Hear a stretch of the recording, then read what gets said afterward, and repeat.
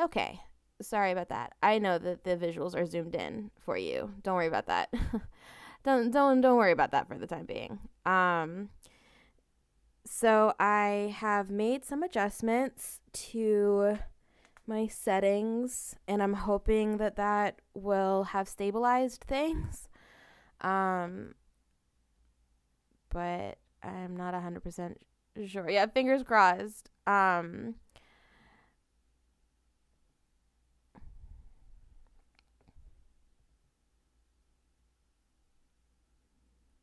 Okay, good. Yeah, that is a good sign. Um, can you hear Seer too, or is it just me? Because I'm not seeing the Discord audio actually like capture. Okay, that's not a good sign. So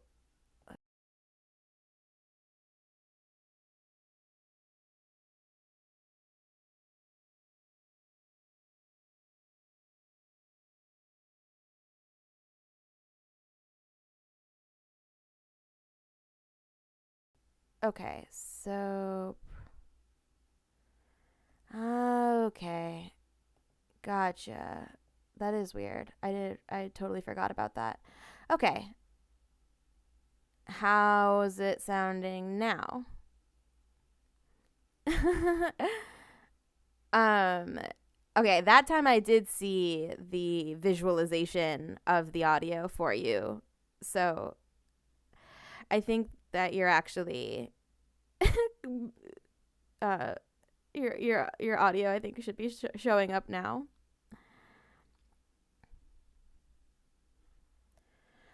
It is up as high as I can make it, both on Discord itself and um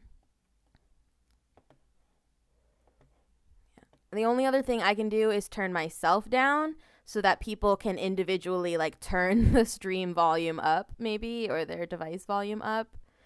Um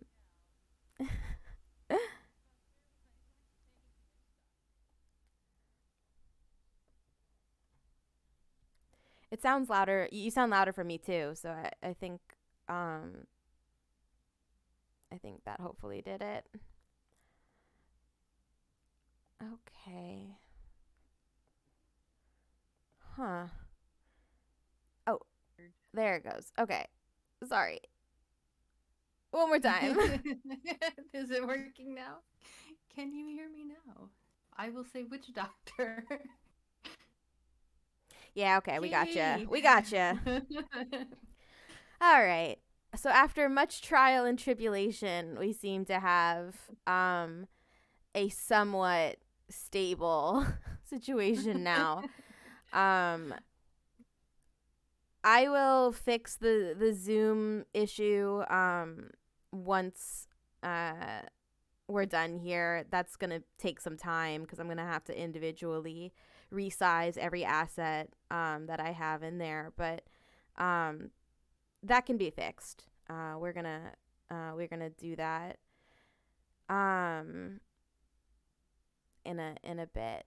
The only way you could have helped would have been if you had time to fix my video settings, like Tacos told you to, after my first stream. But you've been sick and all this other stuff, so there's no way you could have done anything. It's okay. Um, but we're gonna put all that behind us. We are gonna move on because we have the amazing, beautiful, intelligent, good at games, friendly, I don't and know about that last part. inspirational Seer on the Luminex Libris stream tonight, and we are gonna celebrate. So, um, Celebrate good times. Come on. yeah. Um, So, Seer, let's talk a little bit about you. Uh-oh. I'm bad at this. Um, so you can answer either as yourself or you can answer in the form of your streamer Sona or some combination there's of. But why don't you give me and our folks following along a little bit of backstory Tell us a little bit about Seer's origins. Oh, jeez, I don't know if that's stream appropriate. No, I'm kidding. You can give us the redacted version. Well, so it's kind of a short story, I guess. So I used to use the username Pitch, the Pitch, not Bitch, like Ooh. everywhere. And then for reasons that we won't go into live, I had to change it. Right. But instead of like completely recreating the name, I was like, I want to keep that name. And for a brief period, as a joke, I changed my name to Sister Pitch, like I was a nun. Um, so I was like, okay. So when I went to go change things, I was like, all right, well, let's pull Sister back in there. So that's when I went with the Seer PRs. And that's Irish, and I'm using a slightly off dialect because otherwise you pronounce it sure. Uh-huh. PRs. I was like, well, let's look for a different dialect in this. So we went with Seer. So that translates to Sister Pitch in Irish. Ooh. And then because nobody could say PRs right, which is the pitch part, I just ended up dropping that and just became Seer. So I'm just Sister. Oh man, that's But so I went with interesting. Irish. I had I no went with Irish idea. because, yeah. I picked Irish because I have a lot of Irish in my family, my genetics, Mhm. and I've always loved the Irish culture and like um, a lot of the myths and legends of the Irish and like Celtic stuff. So I was like, this really suits me. Um, and then I found in a lot of steampunk lore that you can find has a lot of roots in like Britain, Ireland, and things like that. So like, it just fits. Yeah. Oh man, I so I didn't really catch on to that, but that's so cool.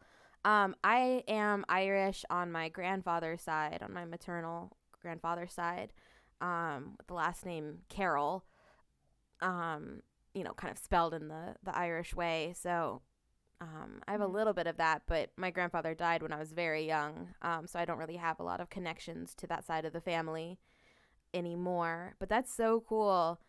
Um, It's all on my father's side, and then like my father and my grandmother, his mother is where the Irish comes from. My grandfather was like German and gotcha. French, I think I want to say.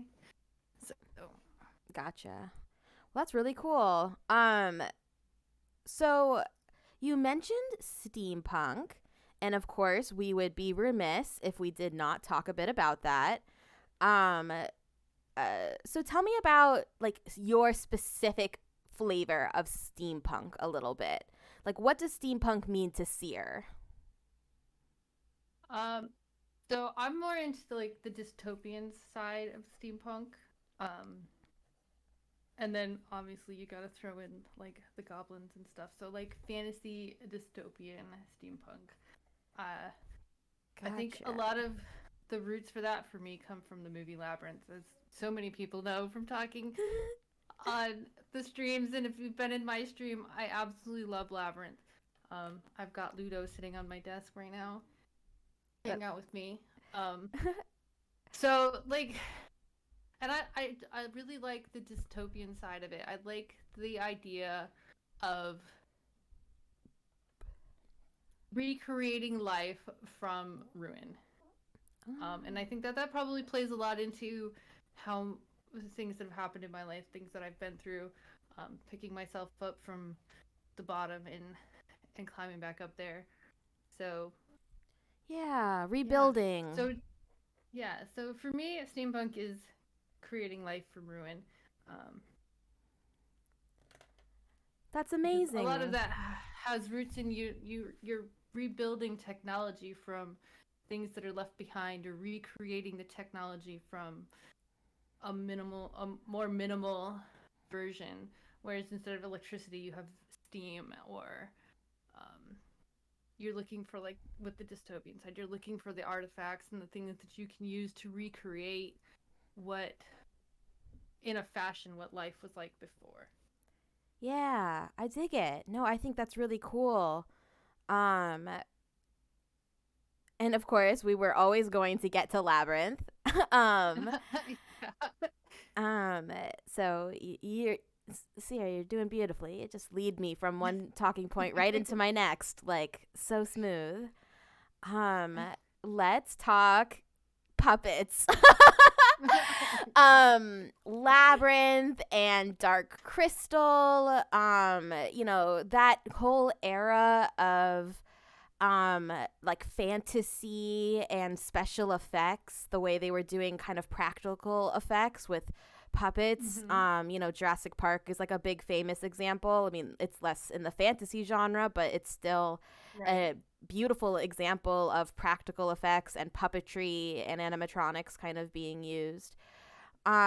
So tell me a little bit about, what from that, it can be Labyrinth specifically or could just be that genre of media. What from that kind of speaks to you the most in terms of it could be the magic, it could be the creatures, it could be even just the Oh aesthetic. my God. Like, what's going on there? Um, that one's hard because well, it's like it's all of it. I mean, so I first watched Labyrinth when I was a little girl, and I wanted to be Sarah. I wanted to be Sarah so bad. I thought when I saw her, I was like, that's how I'm gonna dress when I grow up. I'm gonna be Sarah. Even if you go in my room now, like the way that she had her bedroom set up with like the bookshelves and she's got all her stuffies and all her little trinkets and everything everywhere. That's my room right now. My bookshelves are loaded with books, and inside in front of all the books are all my little knickknack collectible things that I've picked up, my stuffies. Um, I don't know. It just I think because I was so young when I watched it, it just like left that imprint on my creative side that this was Mm. what I wanted my life to be in the future. And I don't necessarily still believe in some of this as I've grown up and I've been through things, but I think that like the underlying love story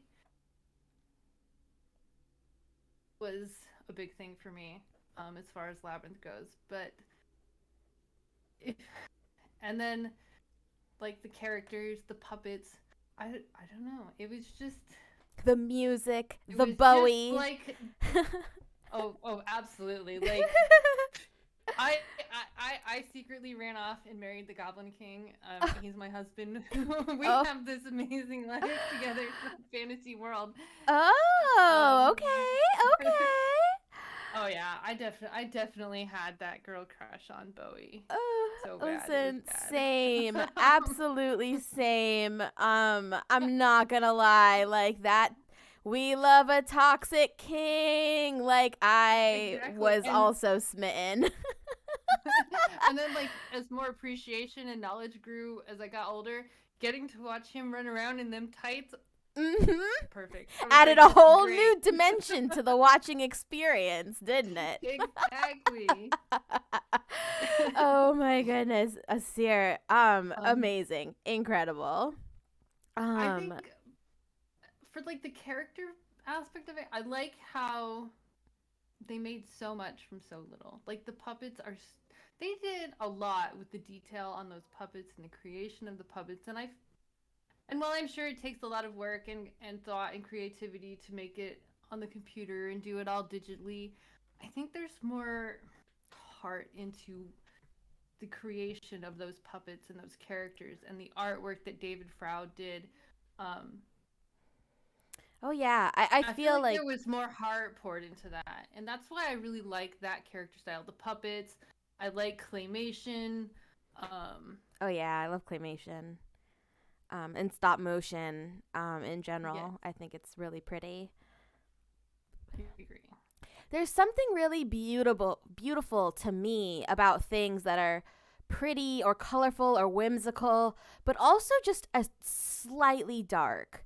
Like a little hint of uncanny valley or a little hint Yeah. of weirdness. Like Labyrinth, for all of the puppets who are super bright and vibrant and colorful, they're usually set against these incredibly dark backdrops of the labyrinth itself.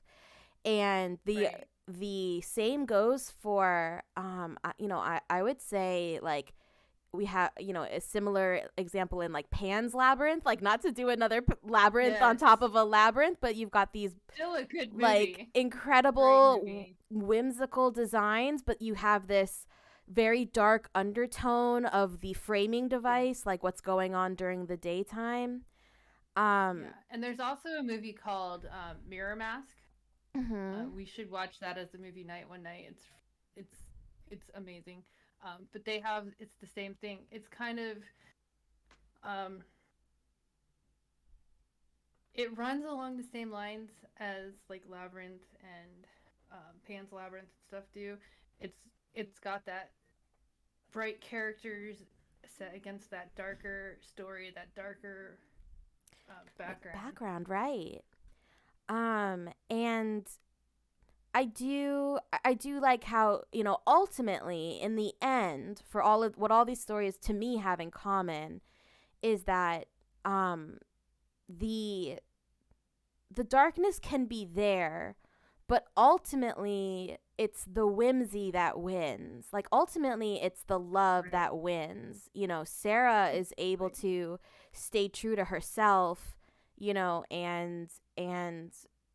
and go on this Overcome her selfishness adventure. and And yeah, and and her grow. mild ego and improve herself. And the labyrinth, it Pan's Labyrinth, it arguably, has this sad ending, but at the very, very end, we see that it's actually a triumph. The princess Right. returns to her kingdom, where she belongs, and justice wins out in the real world.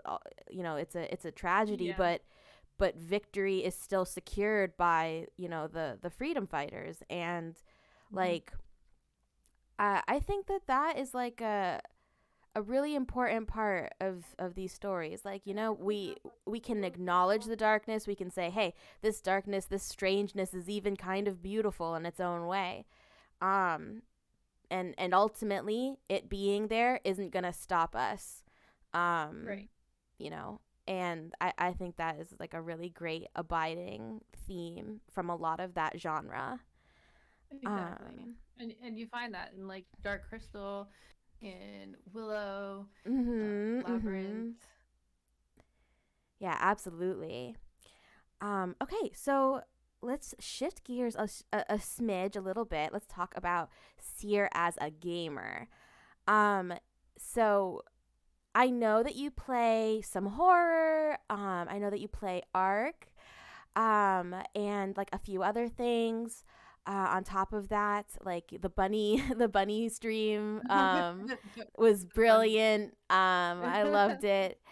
Um, so what would you say is your favorite aspect of games, or like mechanic that you enjoy the most? Like, when I talked to Key, we discussed like some platforming, and some fighting like mechanics are kind of fun. Like, what do you find to be the your favorite to do? Um, my favorite as far as games go, I like the psychological aspect to most Ooh. games. Mhm. Especially in my horror games. Okay, so jump scares, yes, they scare you. They can be scary. I have jumped. I have, I have, I have made scared noises for jump scares, but it's too quick. It's like, okay, I was scared for a second. It's over. I like that psychological continued fear. As far as the horror games go, and that kind of carries over into like the RPG games that I play. I like games that make you think, work. And granted, I do Mm. play a lot of games that are more fun. Um, Oh, only but just like, kind of like break up the monotony of like not everybody is into that psychological. They don't mm. But part you of the just game. finished off that the your first run of Detroit Become Human, right? I was did. I I was love watching that that. game. It was incredible. You did a great job. That was an amazing stream. But if that is the sort of game you're talking about, where like that was a really heavy theme, where you had to Yeah. choose between like giving in to the urge for violence and this, that self-preservation instinct to fight, Hmm. resisting that in order to affect change, like, uh, and fight for your freedoms or fight for change, like extremely Hmm. powerful scenes that they were using to illustrate Right. that. Like, Right. And um, that kind of goes back to my all-time my favorite game ever. It is not even a horror game, but it's still my absolute favorite game is Star Ocean Second Story. But when you're playing through that game, it has the same kind of aspect to it. Like it's not as heavy as Detroit Become Human is, but you in that game you choose paths to either be more towards the good side, more towards the evil side, and it makes you like think and work towards it. Um, so even going all the way back to that, when I was a kid and playing video games, I liked the games that had that story where you had to like decide your path, decide your fate. Um, mhm. and that probably all just feeds into my love of books. So We love them. We love them here. we Oh do. my goodness. If Sierra, you are welcome to check out any book from the library that you like. I need to I start will posting books in there too. I will send you through the interdimensional delivery service any book that you want. You are welcome to borrow. You can ask Key. The collection is large enough. We don't if we want to get more, we probably got to make room somehow. Right. Tacos de gatos, the highly um you know uh, psychological question poses, what does sear smell like? Um, and honestly, once again, I'm not sure if that's like a HIPAA violation or anything, but I probably smell like a kitchen. I imagine that vaguely like a person is um is how that goes, but um we can let uh Seer answer that for herself if she Oh my wants. gosh. uh, I smell like a kitchen and my cats and my mm, dog. And just, oh, I don't know. same. I smell like I I probably smell like life. I love that. I probably smell like Edie. Certainly all my clothes do and my bed sheets, so that would make sense. Yeah. Um, but okay, so this is very cool. Good to know. And then uh, just to kind of round this out, um, when you play in a group, right? Or in a, it doesn't have to be playing, but like when you're in a team of people, what role do you often find yourself taking? Are you strongly aligned with like the caregiving type who kind of is supportive, or are you kind of more of the wise leader type who everybody comes to for advice? What is um you know Um. So I think the game that I like, other than Genshin, the game that I team play co-op most right now is Ark. And for that right now, I'm kind of like the breeder animal care. I like mhm so you can breed the different dinosaurs and to grow your crop of dinosaurs that you need to do the battles and stuff like that. So I do a lot of the breeding. Um, and I try my best to always make sure like they're fed and taken care of because we have to do all that. I mhm guess I'm more like probably more like support. Um, I think I do a lot of. like I don't know. I guess I have to go with support. You Like don't I'm have to go mostly the with support person. anything. Um, so I don't. I have It's hard to personally classify. have played with you the most in Genshin. I don't, other than like a couple community nights, I don't think Yeah. we've got the chance to play together much. But I would say that um, your heavy like emphasis on both Tartaglia and Bennett would suggest a sort of support plus spice mode. Like Yeah. you'll bring Bennett and he will provide that damage buff to help your allies do their best. He provides that 75% healing, beautiful, keep everyone alive.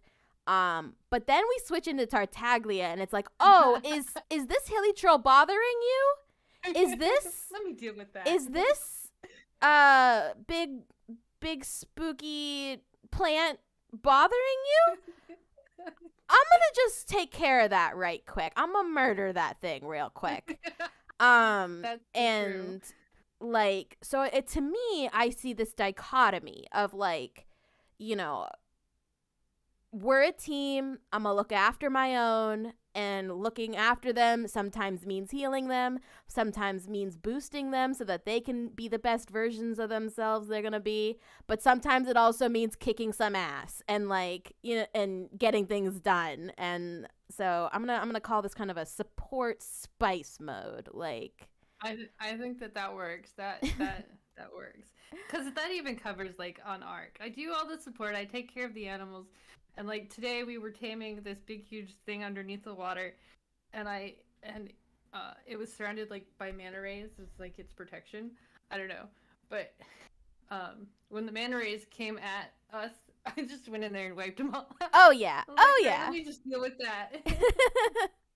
Exactly. That's exactly my experience with you in Genshin as well. So I think we've I told it here. yeah. Hi Unit. everybody. Tacos once again would like to know what toileteer smells like. Hopefully not like the bidet. Yeah.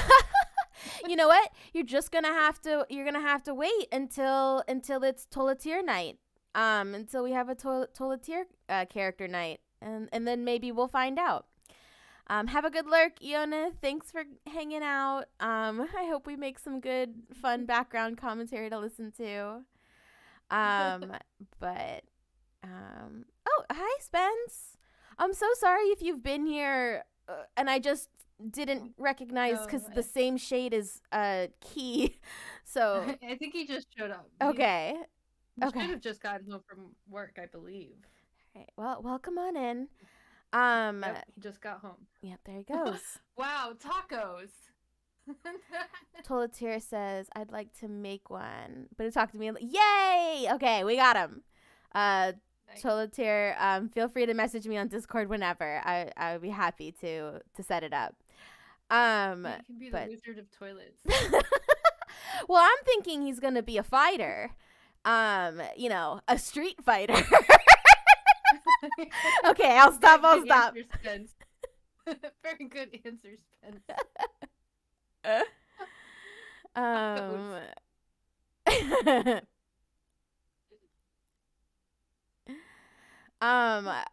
Do not misquote me. I most certainly did not say Key smells like beans. I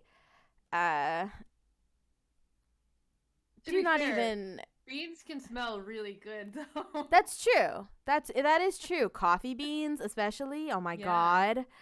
A nice pot of like good baked beans. Good too. True. Oh man.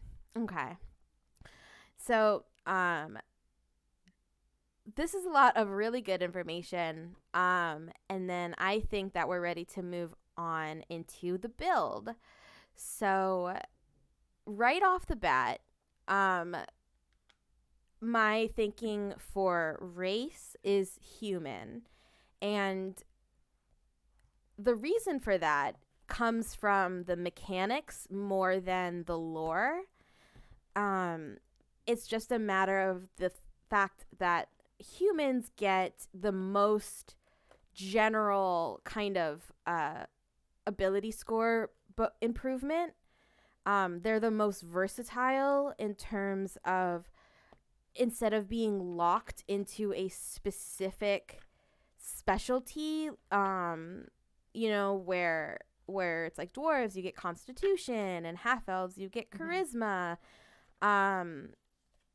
So instead of being locked into one specific thing that you're the best at, humans really have just a couple extra points to spend.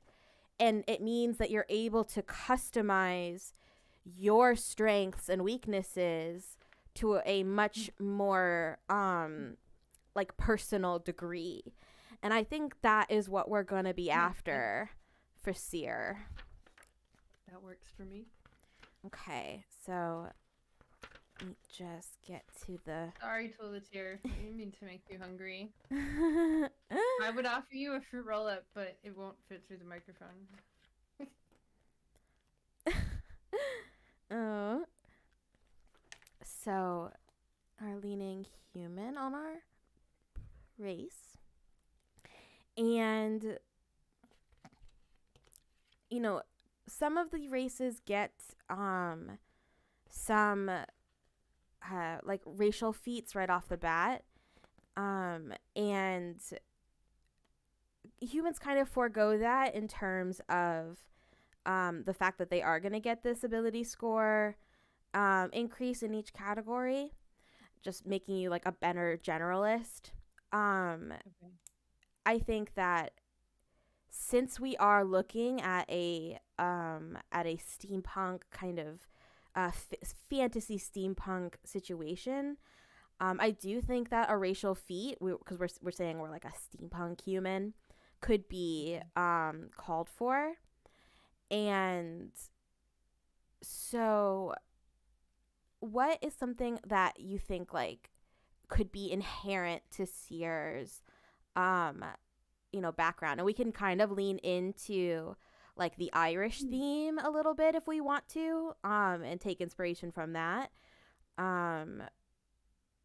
Or we could lean more into the the fantasy side of things and say that there's some sort of like magic coursing through Seer's blood from her ancestors that is actionable in a way.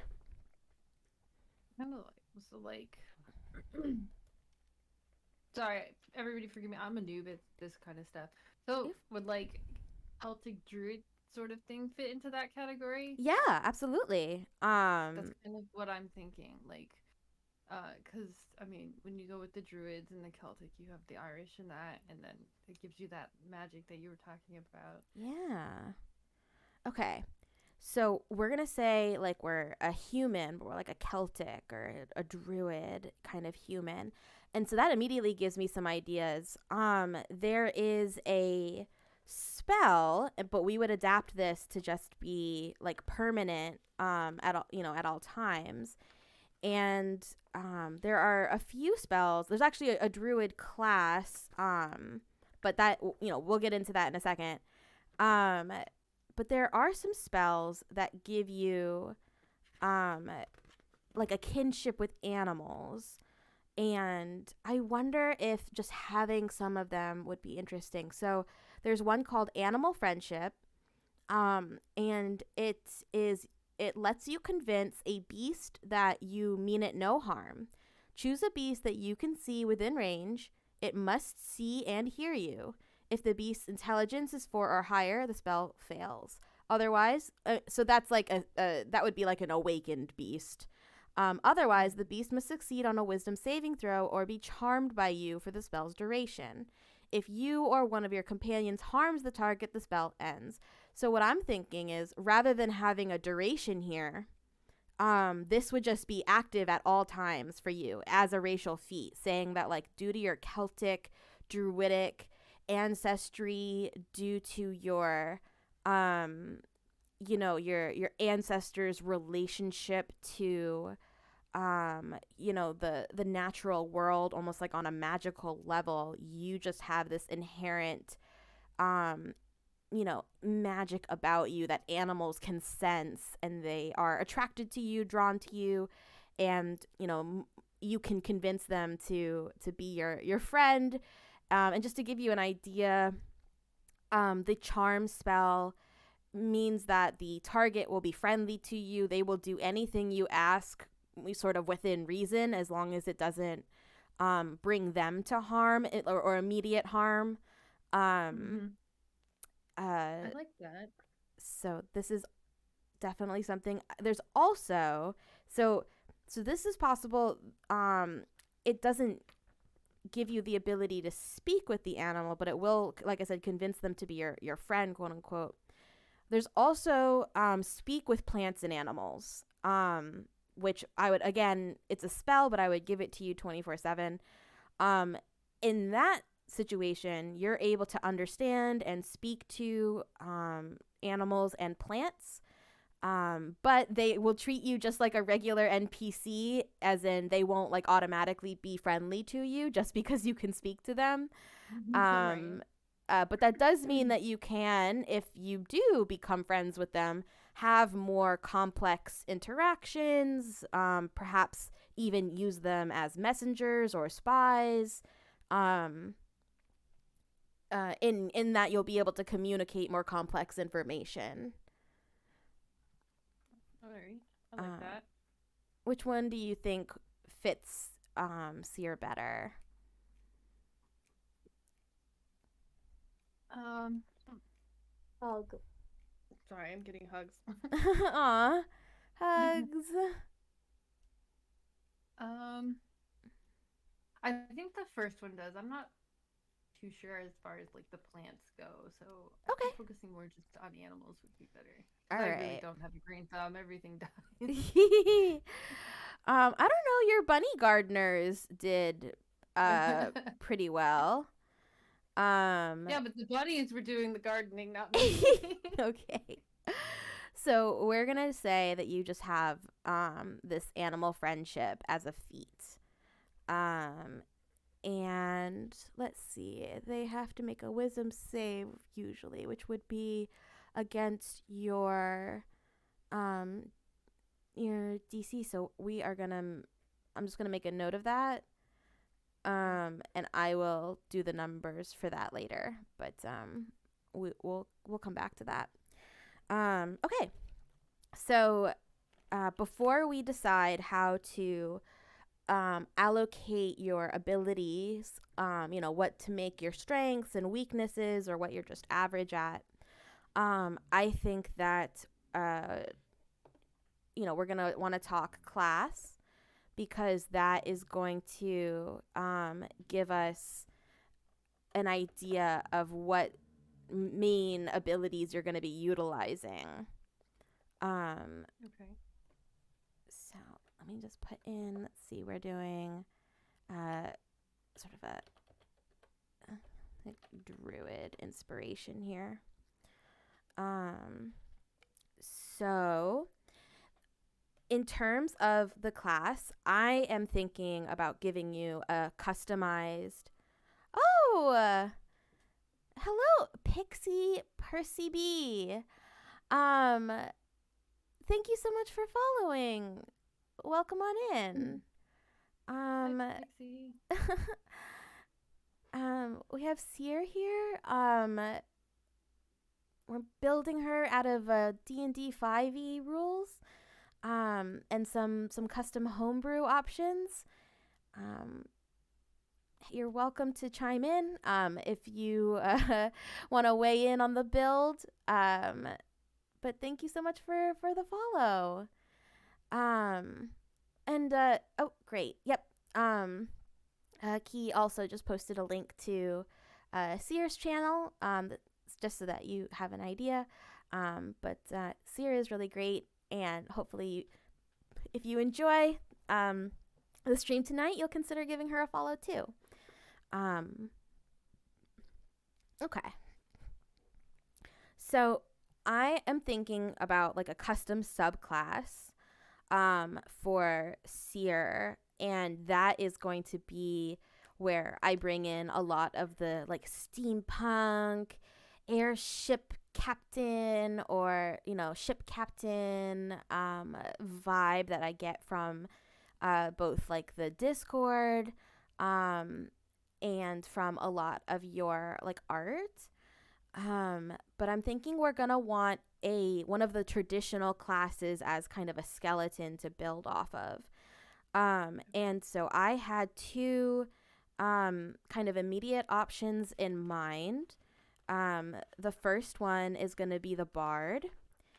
And the reason for that is the bard has a lot of versatility. Um, they get something called the Jack of all trades, which basically just gives them expertise or proficiency, so they're just really good at more things.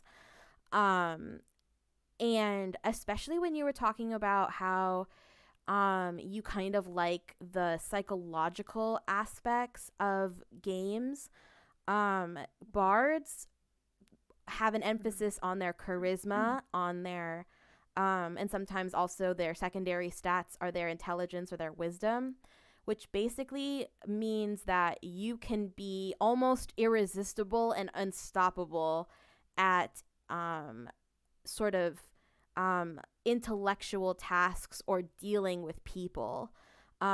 So that could mean convincing somebody of something, even if they're really against it, or it could mean being extremely good at like having a good poker face and just having it be impossible to tell when you are lying.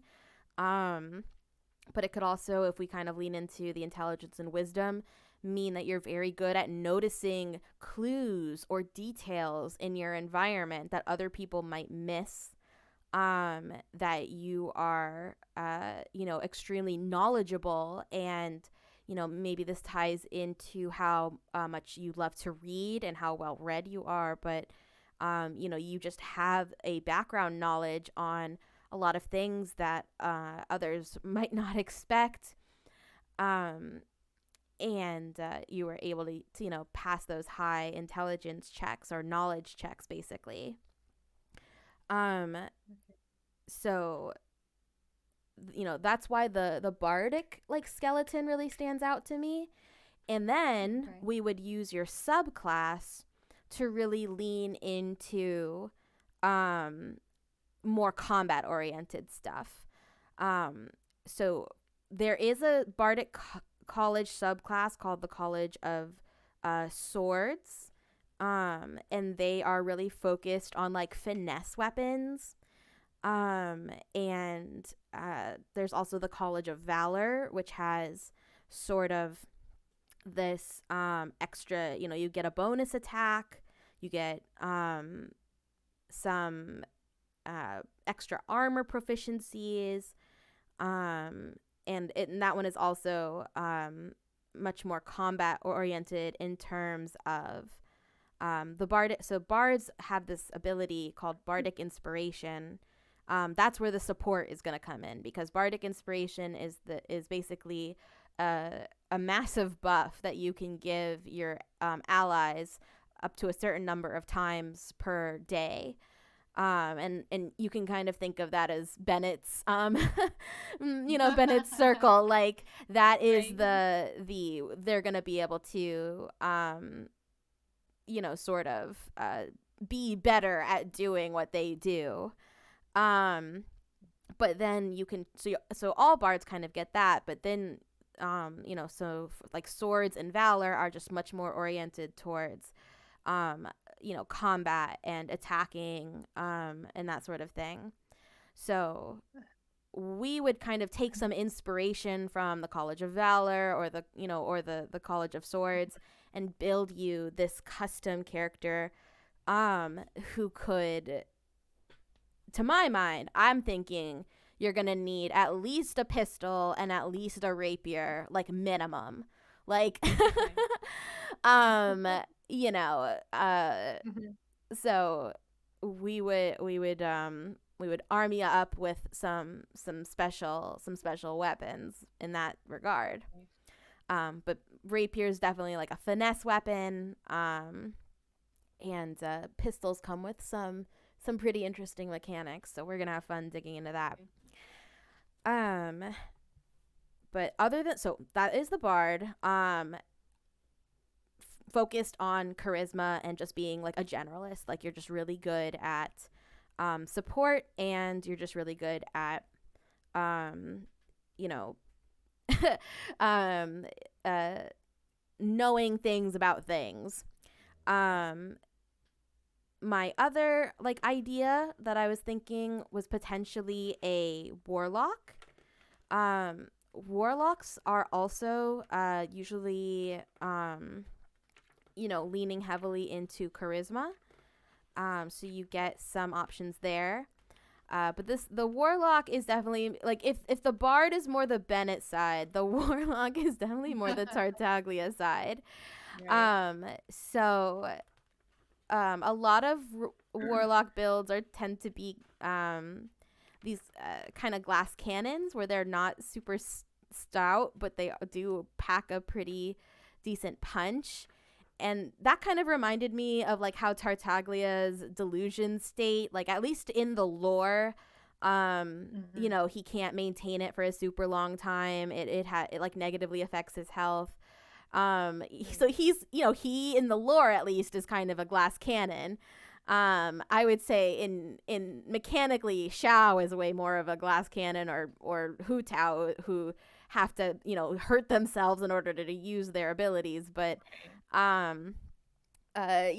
Tartaglia definitely falls into this category. So, the main thing about the warlock is that at a certain point you get a patron.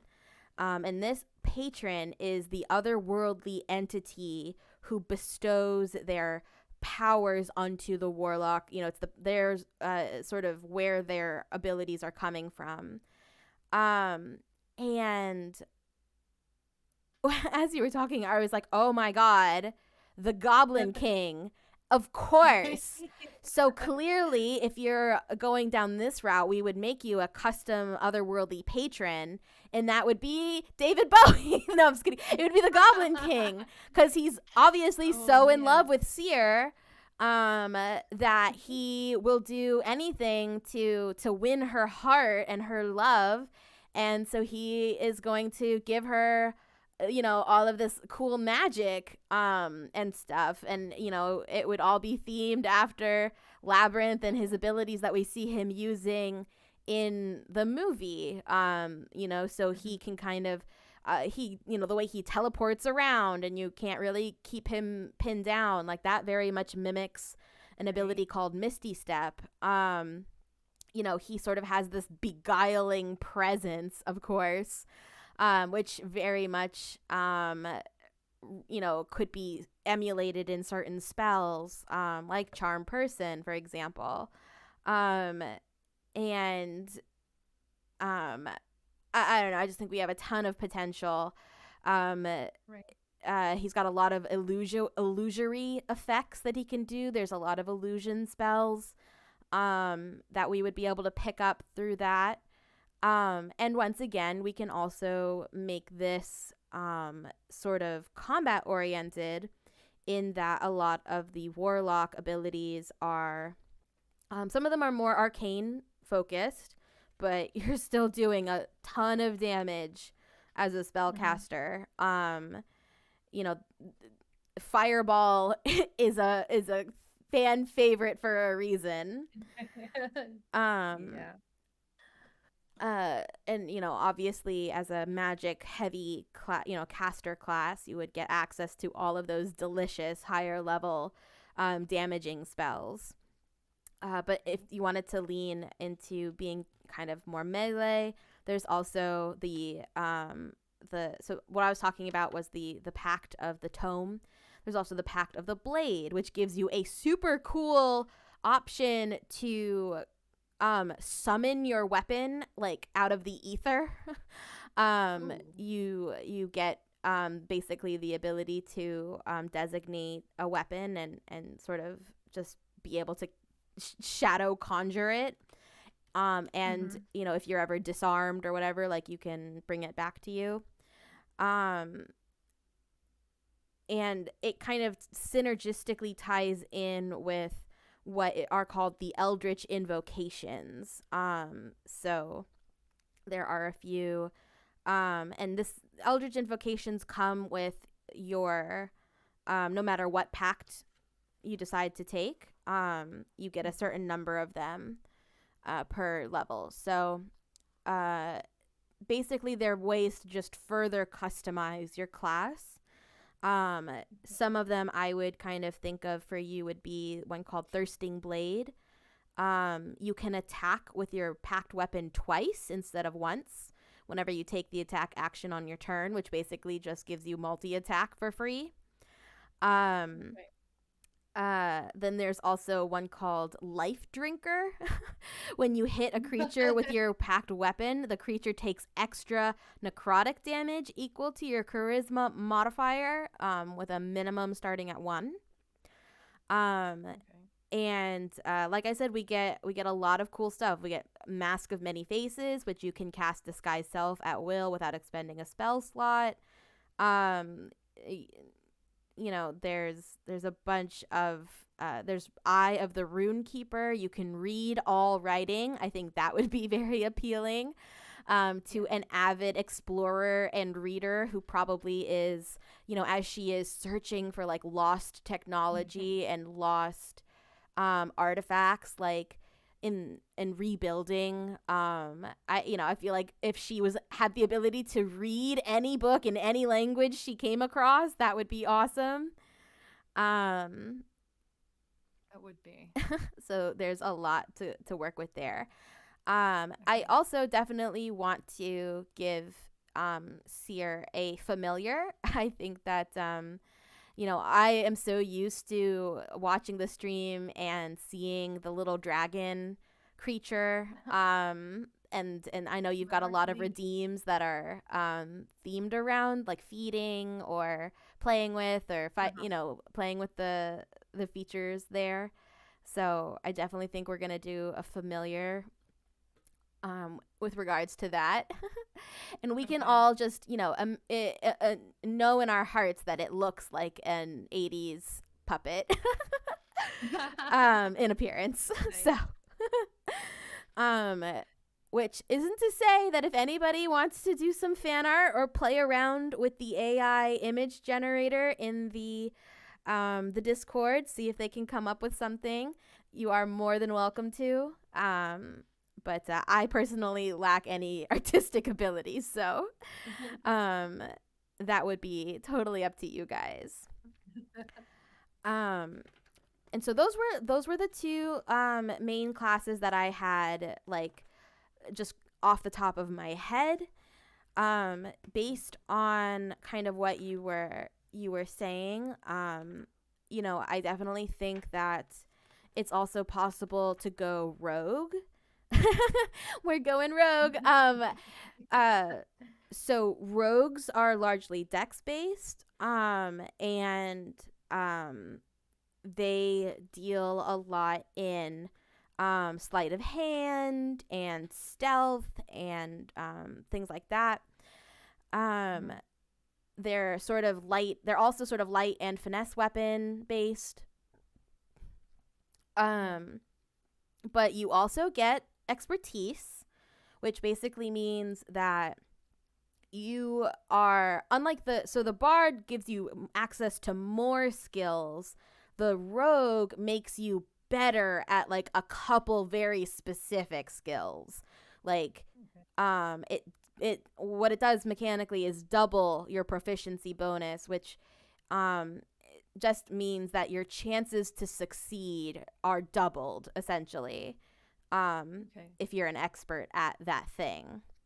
Um, rogues get sneak attack, which means that you can deal extra damage if the um, creature that you are targeting either can't see you or is unaware of your presence, or if they're being distracted by something else that like has fully taken their attention.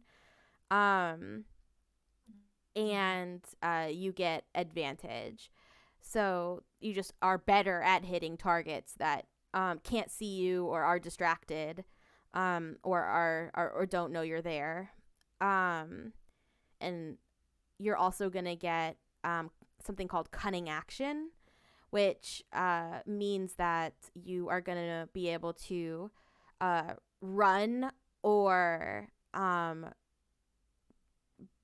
back away from an enemy without incurring a attack of opportunity.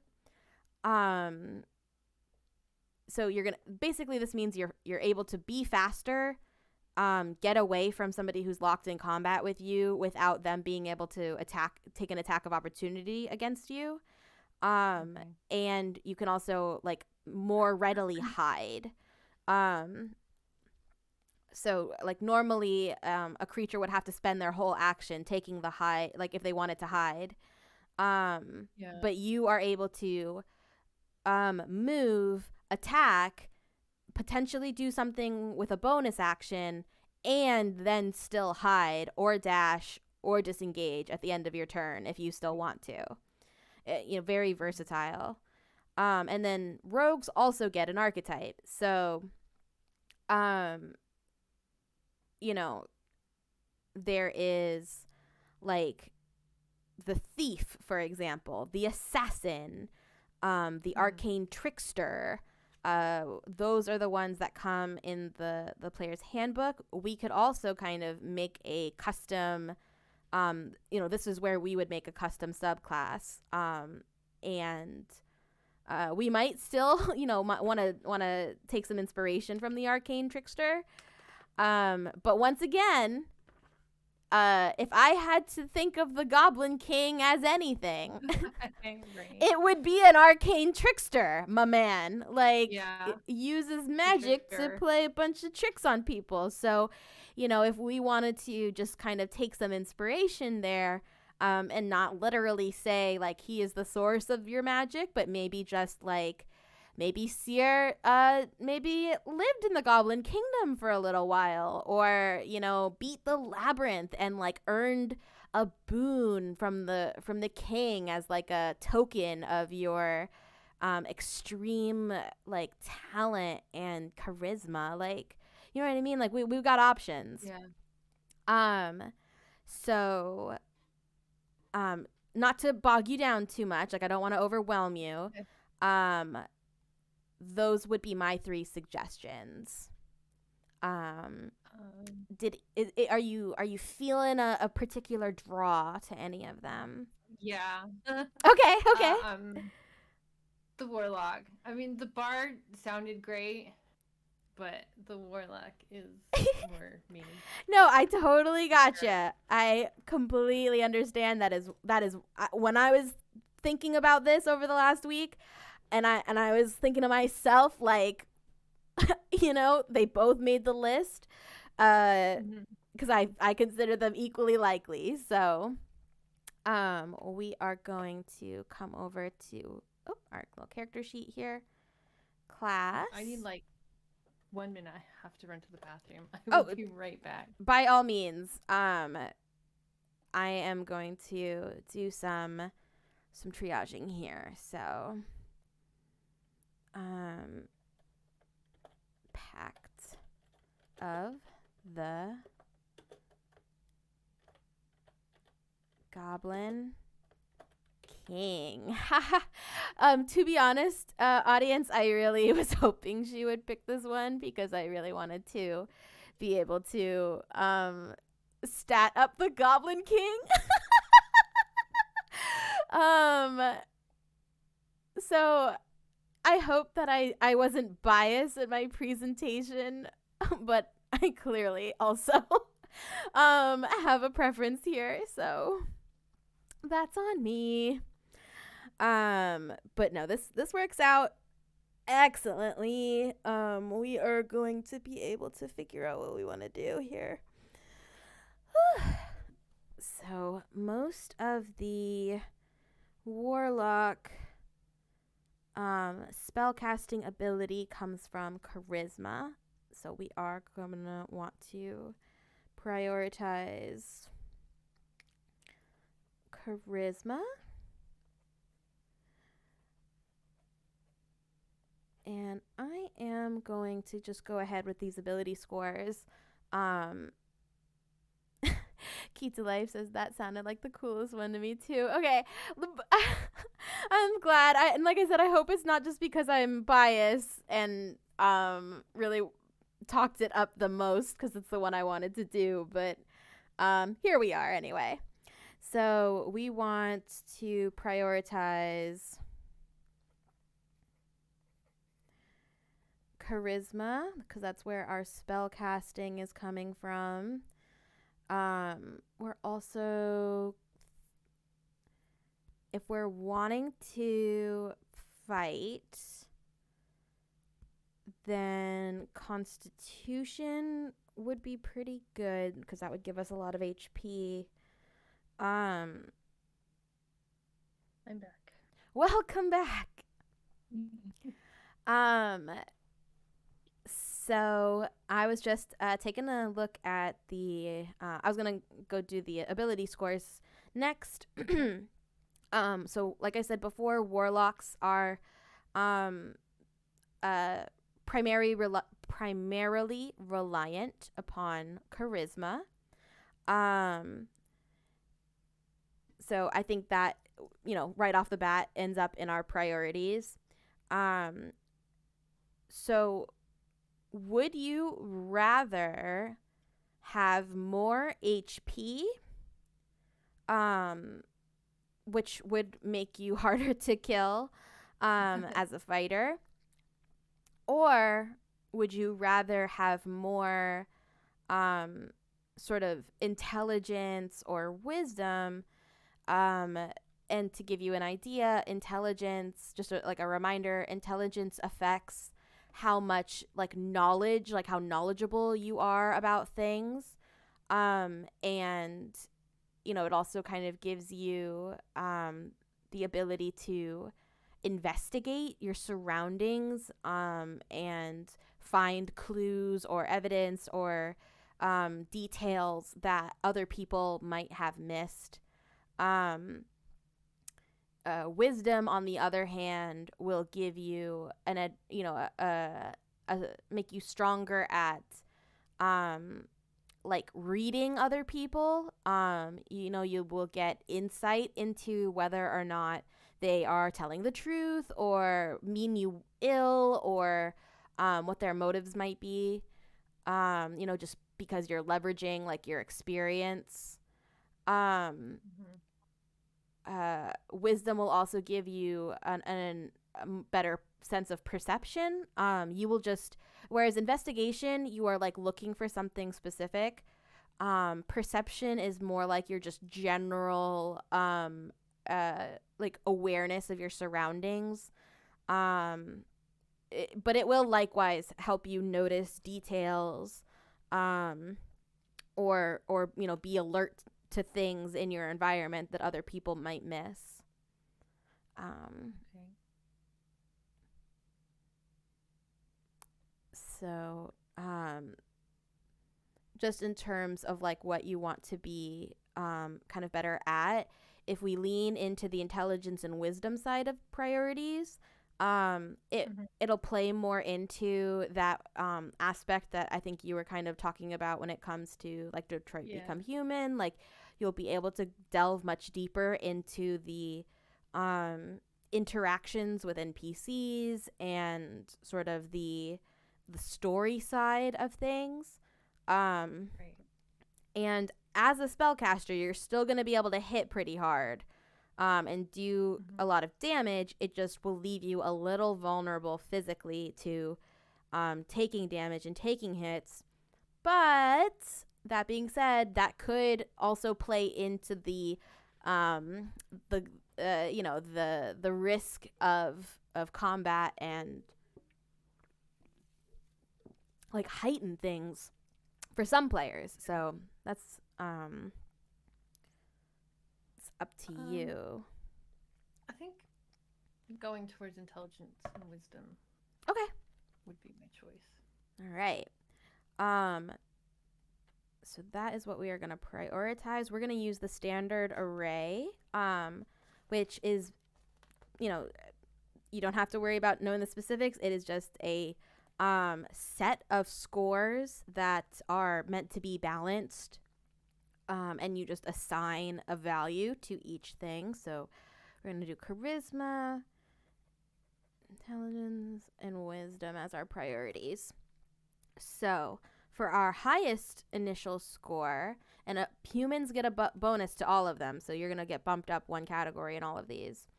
We're going to go with our charisma, because that is our spellcasting modifier. And so the highest score in the array is a 15, which for you gets bumped up to a 16, which pushes you from a +2 to a +3 bonus, basically. Nice. So that is already pretty good. Next, we have a 14, which gets bumped up to a 15. So that is going to be a +2 modifier. I think we are going to put this one in intelligence. I think that makes sense for Seer's reading habits and research. So 13, which gets bumped up to a 14, we will put into wisdom. Our next score would be a 12, which again becomes a 13. I'm thinking either constitution or dexterity for this one. Dexterity affects sleight of hand, and it also affects how fast you are able to react to things. For example, if you get like shoved off a cliff, you can make a dexterity saving throw to like catch yourself at the last minute as your reaction. So for a warlock that can make sense, but constitution, like I said, will give you more HP. So when you take damage, it takes from your HP pool. So that is the consideration there. Birthday bunny, oh my god, hi! Birthday bunny, hi sis, how are you? Thank you for coming and visiting. I'm so sorry, Seer. We're building a custom character for Seer. She is a streamer, part of the Campfire stream team. Super cool. Definitely one of my faves, and also a mod here on my channel. But I'm good. Hi. Finally got to pop in. Yay! I'm so glad. Yay. Okay. Sorry, Seer. No, it's all right. Back to you. I totally get it.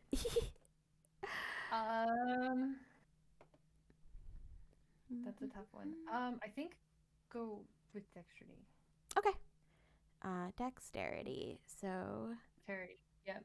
I got that word right first try. Swear. You did it. 14. This is the 13.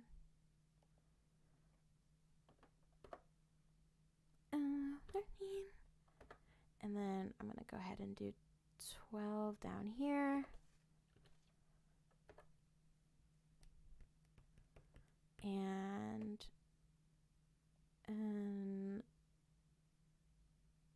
wait, no, this would be 11.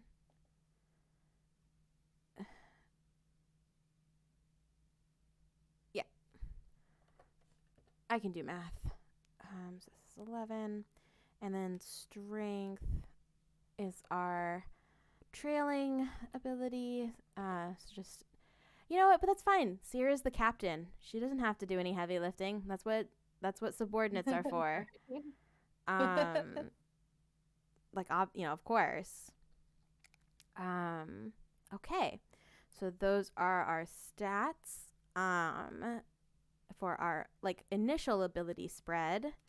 But now we're gonna head over to back to the warlock and take a look at our proficiencies. So Mm. And I'll do your hit points and calculate all that later. But we are gonna get wisdom and charisma saving throws, and in terms of our skills, our options are 2 from this list: Arcana, Deception, History, Intimidation, Investigation, Nature, and Religion. Right off the bat, I am going to recommend Deception is super useful. It might sound a little underhanded, but it's basically your ability to lie or pass off a falsehood. And it comes in handy a surprising amount, even for players who are playing a good aligned party. A lot of lying to authorities that goes on in D&D. Nice. Well, deception does sound good. Okay, gonna check that one off. Now, Arcana and History, Nature, and Religion are all specific areas of knowledge. So you would be using your intelligence, to see if you know a specific fact or detail about one of those topics: history, nature, religion, or arcana, which is basically like magic. Like, how knowledgeable is Seer about magic? I think that the arcana would make sense for Seer as a warlock and as a compatriot to the Goblin King. So I agree with that. All right. Arcana. Awesome. And normally we would get 2. I think Pact Boon at 3rd. We get more at higher. Yeah. Okay. So we're gonna get an ability. First, we're gonna get an ability score improvement. So we can pick one thing to bump our score up in. Sierra's looking pretty well rounded right now.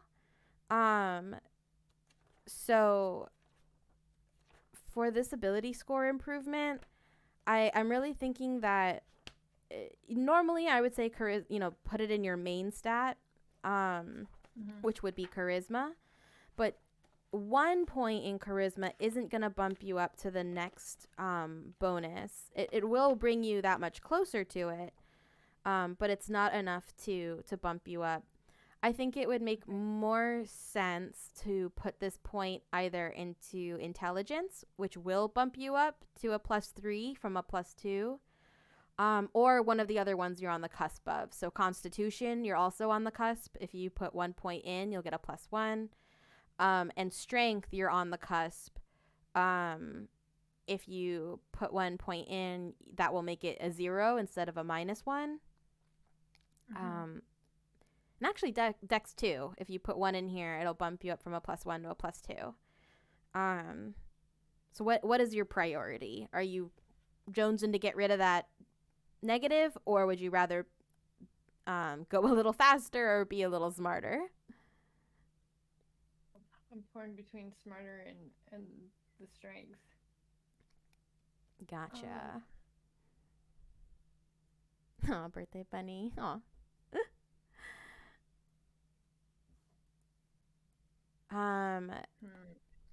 Let's go with the strength. Okay. I think that one will go. Yeah, let's shore that up. No penalties, at least. Okay. Nice. Okay, and then finally, yeah, that is that one. I'm gonna give you nature anyway. I'm gonna say that it's a racial feat. In it, like, because we're doing the custom sub race. Um, Right. so I'm gonna give you nature too because I just feel like if we're leaning into this like Celtic, druidic, like I mean, and correct Right. me if I'm wrong. I might have the wrong vibe, but like I always picture the Celtic mythology as being very in tune with nature. Like my Celtic zodiac is the salmon. Like, they. Right. It is. So nature fits. Okay, cool. So we'll go ahead and give you that nature one anyway. On top of that, so um, sticking with our progression, um,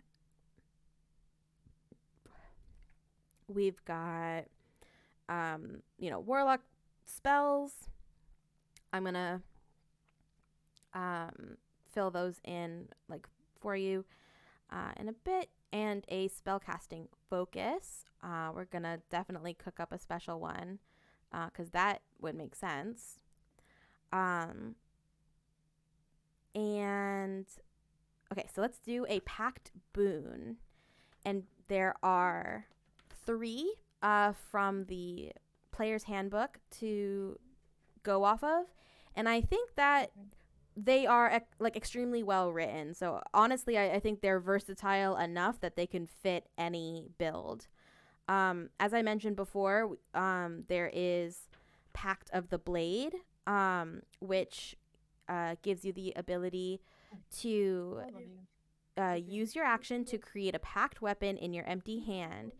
Um, you are proficient with it while you wield it. This weapon counts as magical for the purposes of overcoming resistance and immunity to non-magical attacks and damage. You can transfer it, blah blah blah. And if you're disarmed, you can summon it back to you. So this is very cool. In terms of, since Seer doesn't have a very high strength modifier,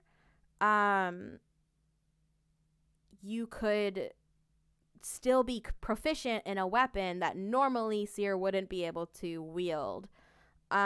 So for example, if Seer wanted to wield like a giant banhammer, you could summon it out of thin air and then smash someone with it, even though your strength score is low, because this would be because it's a packed weapon, you'd be able to use your charisma instead.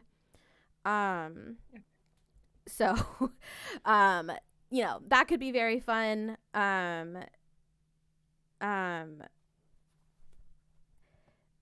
There's also the second thing that I kind of thought might be appropriate here, which is the Pact of the Tome or Pact of the Book. Your patron gives you a grimoire. We could call it whatever we want. In the book, it's in the player's manual. It says Book of Shadows, but we could call it Dance Magic Dance for all we want. And it says, when you gain this feature, choose 3 cantrips from any class's spell list, and the 3 needn't be from the same list. That's insane. That's crazy, because you can pull spells from cleric, you can pull spells from bard, you can pull spells from wizard or sorcerer, whatever you want. It's all you, babe. And the versatility is just chef's kiss. Yeah. They don't count against your number of cantrips known, so you're already going to get some cantrips off of the warlock spell list. These are super secret special bonus cantrips. And just for anybody who might not know what I mean when I say cantrips, cantrips are the weakest form of spell. They're the lowest level, but they tend to be the most utility and the most versatile, because you can cast them at will all day long, as many times per day as you want. There is no other restriction on them. It's the trade-off for them being kind of weaker in effect.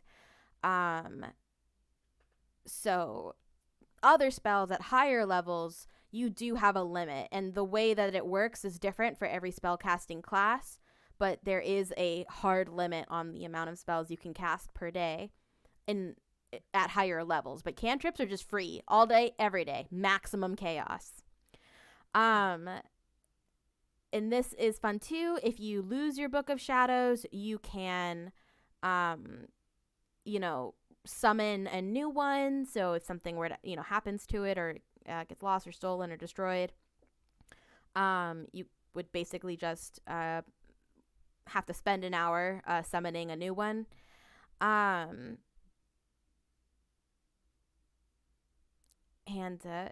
Just like I said, just adds to the chaos.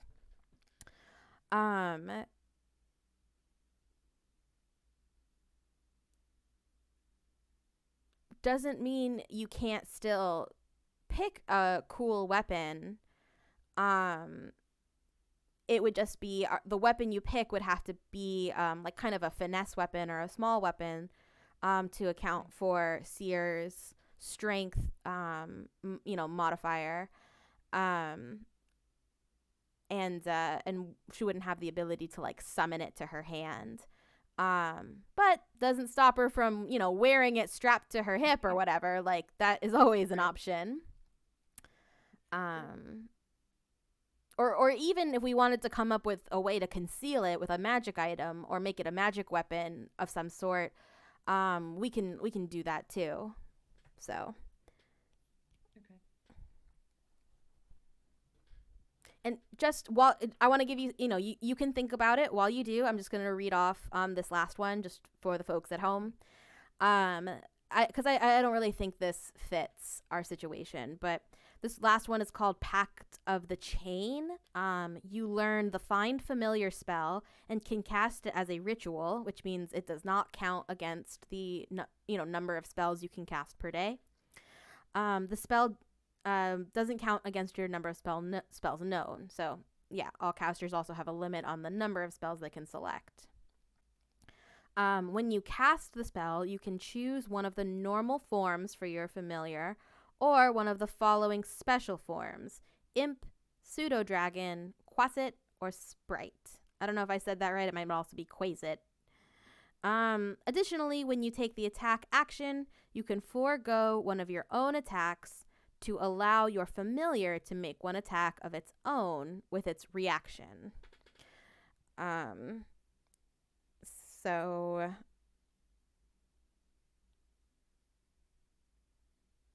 I didn't want to go this route because I wanted to give Seer that ability anyway. The Find Familiar and stuff. But the Pact of the Chain, especially kind of later on, comes with some kind of weird like implications in terms of like servitude, and I don't know, it gets weird. So I wasn't really considering that an option. I just wanted, for the sake of thoroughness, anybody following along to know that I had considered it, and it just wasn't my wasn't quite fitting what I had in mind. So I'm leaning towards the tome. Okay. I like that one. All right. Pact of the Tome. What do we want the name of your grimoire to be? Classic structures are like Book of, but we could also go with anything. The Labyrinth of Spells. Ooh, I love it. That's great. Absolutely. Fantastic. Okay. So we will head down to the cantrip spell list in a second. So 3 extra cantrips is what that's going to be. Okay. So,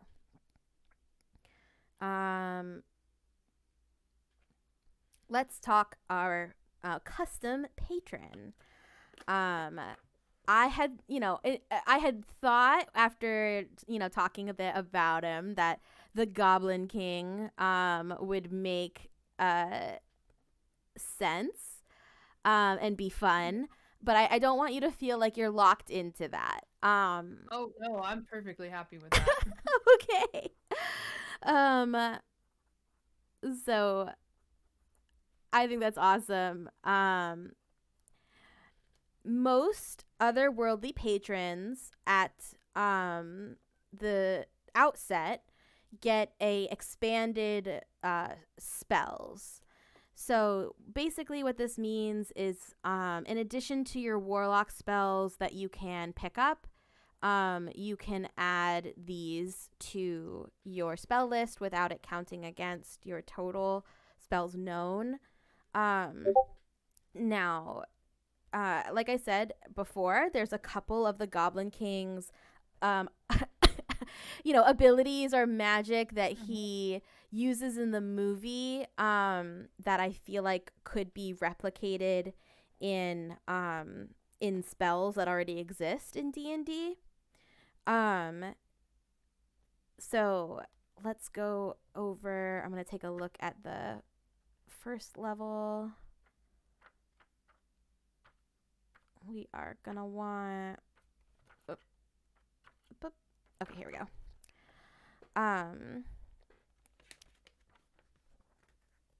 So in terms of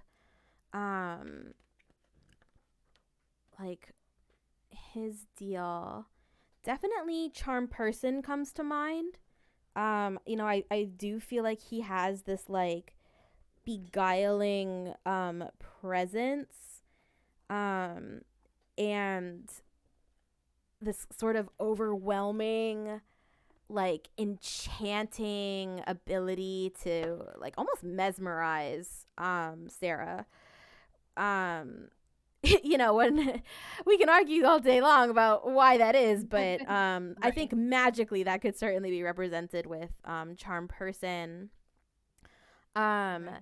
We also have on the flip side of that, we have an ability called Dissonant, or a spell called Dissonant Whispers. And it's sort of the ability, the spell to affect the target's mind and cause them to sort of hear these illusory whispery voices that cause them to kind of freak out and take some damage from that. And because they're sort of like being overwhelmed by these illusory sort of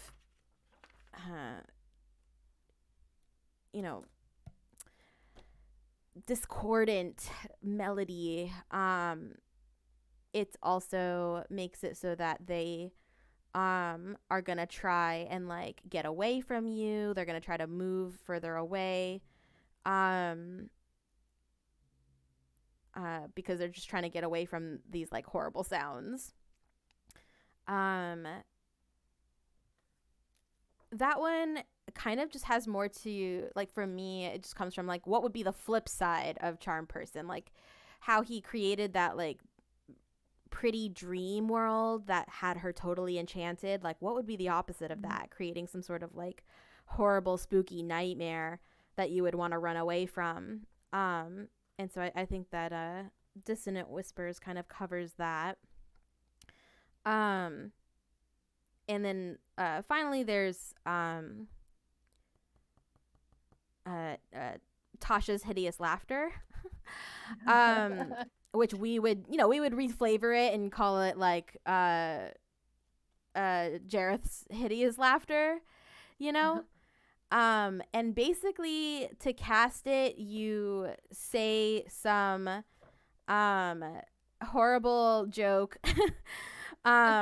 or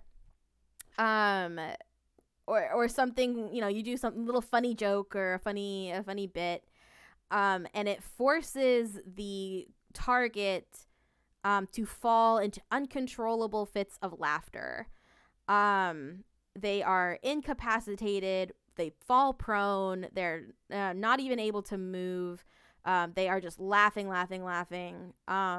so hard that they are just completely incapacitated. Nice.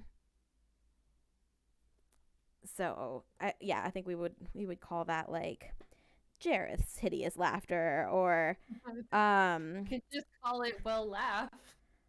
There's a line in the movie where he's like, "Well, laugh." oh my god, yes, amazing. So we're gonna say, well, laugh, and I'm just gonna make a note that it's hideous laughter. Um, and part of the reason I'm suggesting kind of these spells first is that they are off of the bard spell list, and you wouldn't normally get access to them on the warlock spells. So I'm gonna kind of go through some of the other ones from the other classes before going to warlock. Okay.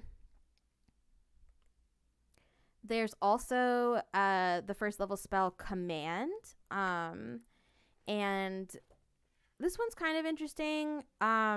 It gives you the ability to, in a very limited sense, sort of force a target to take an action. Um, but it's only first level, so it's not like you can get them to do something very, um, complex or intricate. It's really like just a one word phrase, and they give you some examples like approach, target must move towards you. Drop, target must drop whatever it's holding. Flee, the target spends its turn moving away. Grovel, the target falls prone. Halt, the target doesn't move and takes no action.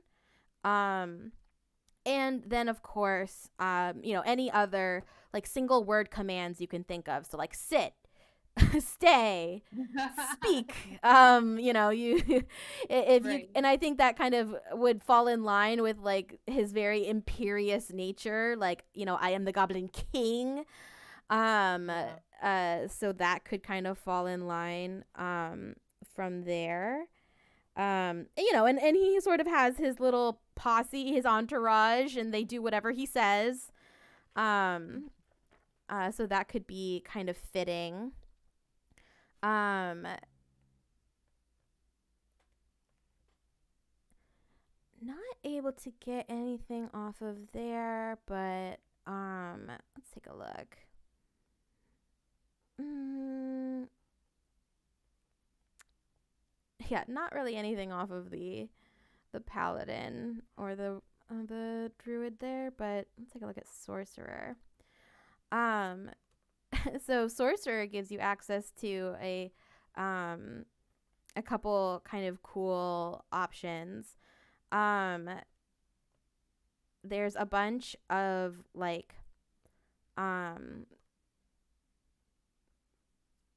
sort of more combat oriented spells. So there's things like mage armor, um, which is helpful for squishy spellcasters. Um, uh, but there's also shield, which once again sort of helps with your armor class. There's witch bolt, thunder wave, and magic missile, which are all um sort of damaging spells that you would make a spell attack to hit. Just in terms of making you more robust combat wise. But this is also the first time we see disguise self. Which if you didn't want to pick that up as a invocation, you could pick it up here.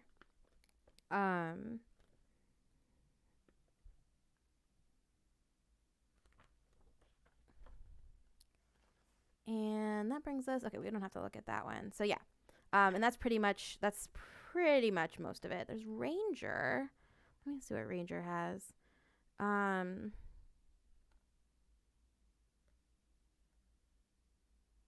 Hunter's Mark, Jumper, Long Stride, Speak with Animals.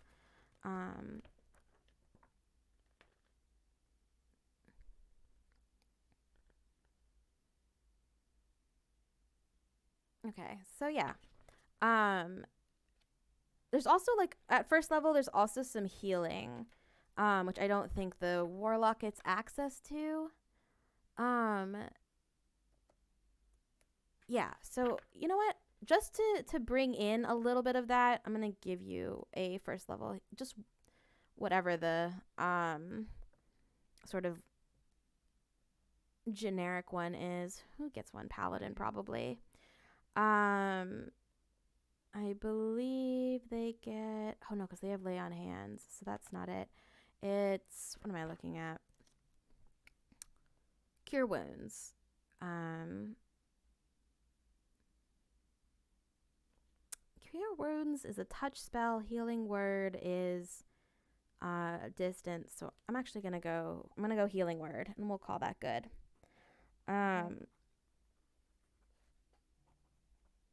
Okay, beautiful.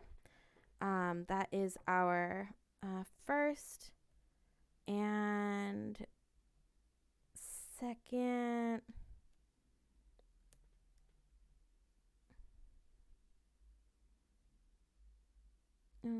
Warlock spell list for you. Okay.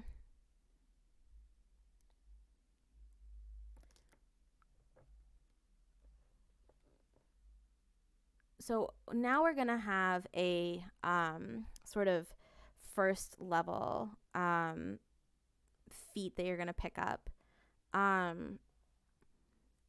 And just to give you an idea of what these are sometimes, for the Archfey one, starting at first level, your patron bestows upon you the ability to project the beguiling and fearsome presence of the Fae. As an action, you can cause each creature in a 10-foot cube originating from you to make a wisdom saving throw against your charisma, basically.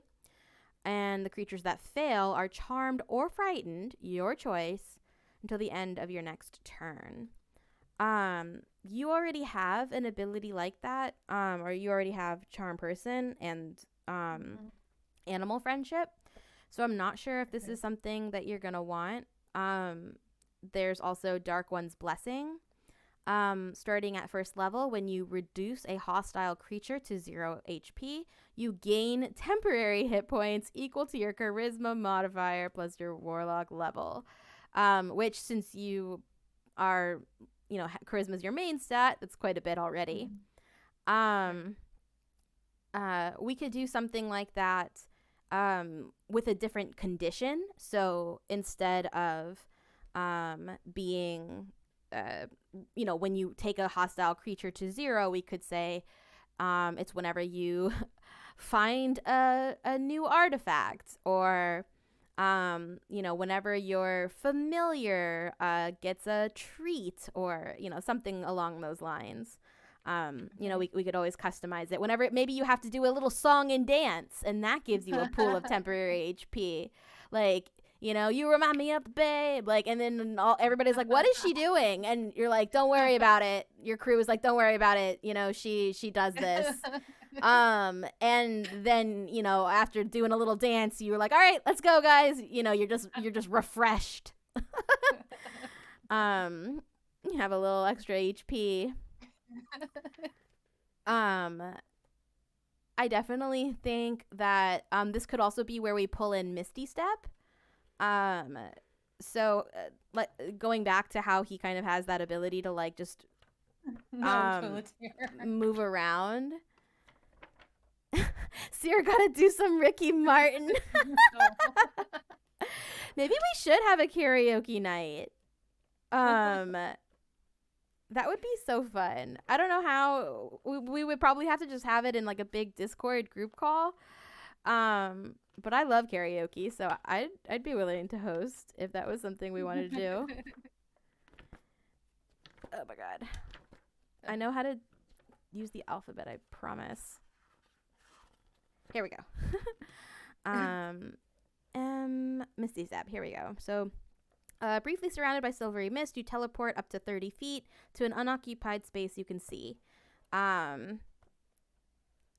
So, this could be where we pick this up. Like, you're able to, channel your patrons, like, I don't know, uh, leth sort of ability to appear and reappear, as it were.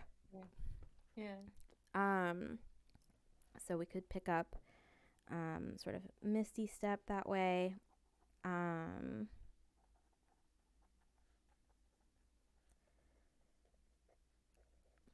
There's also like I wanna say that there's got to be a way to like incorporate the labyrinth itself.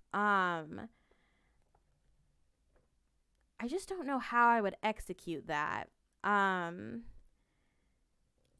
like you could make the surrounding area all around you in a specific AoE, like difficult terrain, which would basically Mm-hmm. mean that anybody who wants to cross that space, their movement would be halved, at least. Um, so it would kind of just make it harder for them to get to you, which is kind of the point of a labyrinth. I mean, a little bit. Right. Um,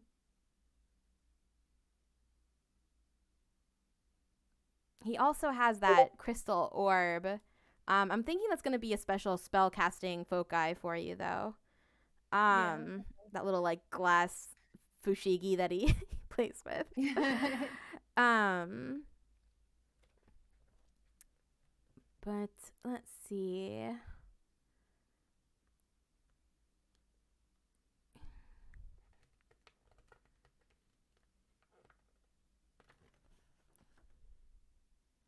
What is the last one? Oh, okay. So there's also you can telepathically speak to any creature you can see within 30 feet. You don't need to share a language with the creature for it to understand your telepathic utterances. But the creature must be able to understand at least one language.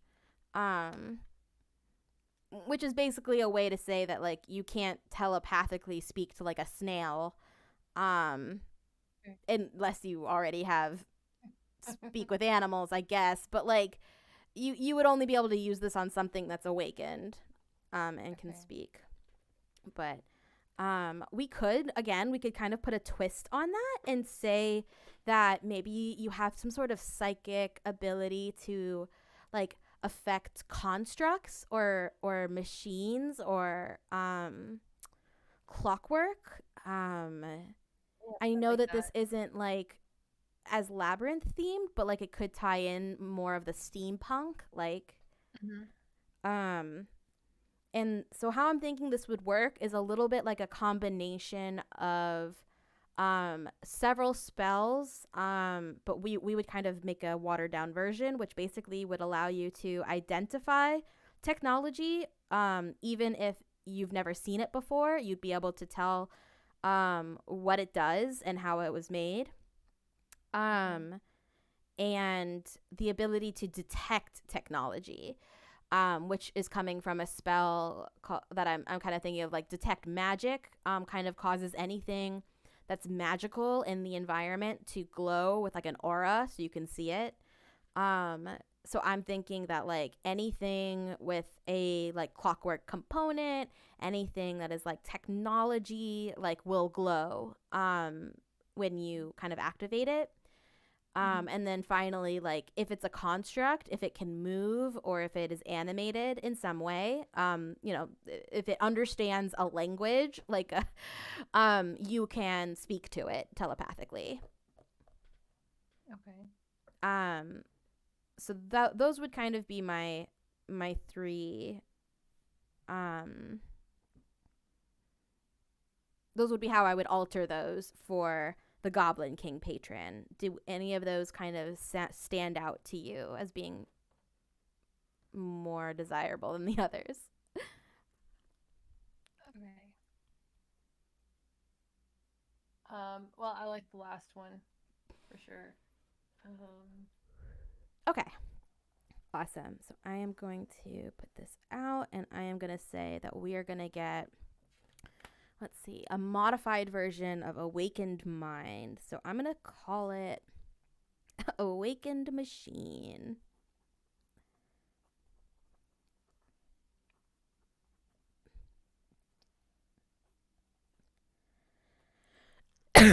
Oh, sorry, excuse me. Um, so basically, this is a 30-foot radius and works like detect magic, but it's machines.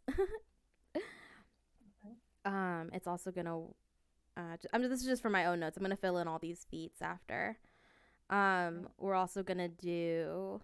What did I say? Identify. That's it. Okay. Identify. Which tells you, how it works and what it does. You're still gonna have to pass a check, but Right. you know, you'll be good at it. So, and then finally, we'll say like, telepathically speak, telepathy, clean speak with any construct. Okay, awesome. And so that is gonna be what kicks in.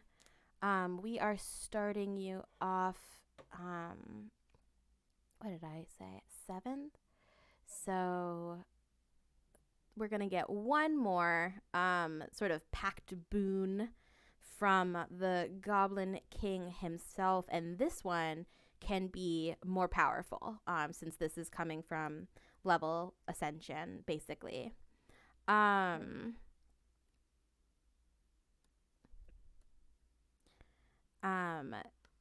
so we got just to give you an idea. A lot of these are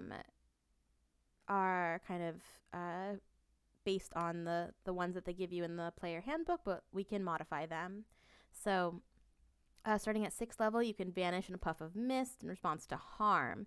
So this is Misty Step, but it's expanded to 60 feet. And it's a reaction. So basically, you can do it as soon as you take a hit, rather than having to do it on your turn.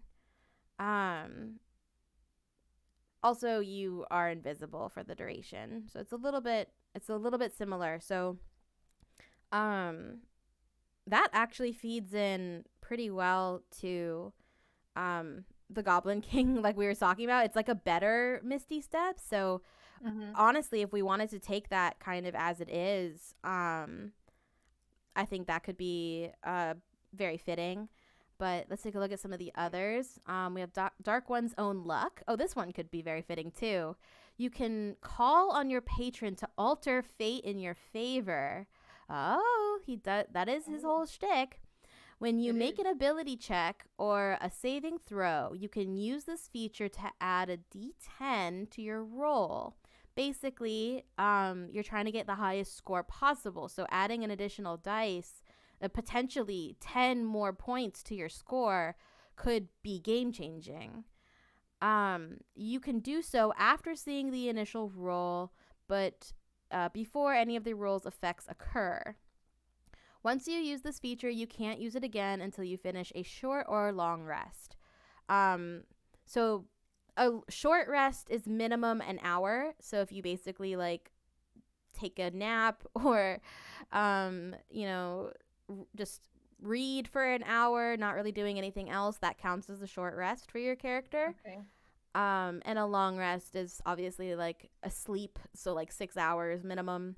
But that's how often this ability resets.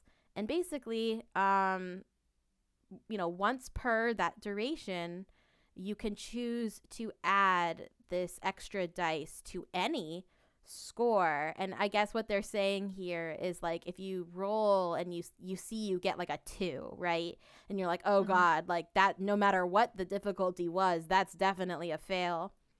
Right. But if you roll this D10, you could turn that 2 into a 12, which could potentially be the difference between success and failure. And you can use it on anything. It says any ability check or saving throw. I would expand that and say attack too. Because why not? If it's really a life or death situation and you're really trying to take this guy down before his next turn, it's absolutely critical that you hit. I'll say you could use this. You can call on your patron to alter fate in your favor. So that totally fits too. That's extremely cool. And then the last one is Entropic Ward. You learn to magically ward yourself against attack and to turn an enemy's failed strike into good luck for yourself. When a creature makes an attack roll against you, you can use your reaction to impose disadvantage on that roll. If the attack misses you, your next attack roll against the creature has advantage. Oh, okay. This is fun. This basically means that if someone targets you, you can force them to roll twice and take the worst of the two rolls, which almost doubles the chance that they're going to fail. And added to that, when and if they do fail, you now get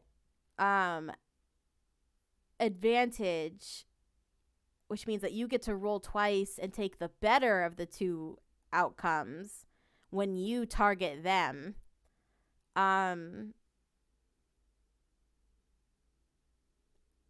We love to see it. That one's also, I don't know why it's called that, but that's also very funny and very trickstery.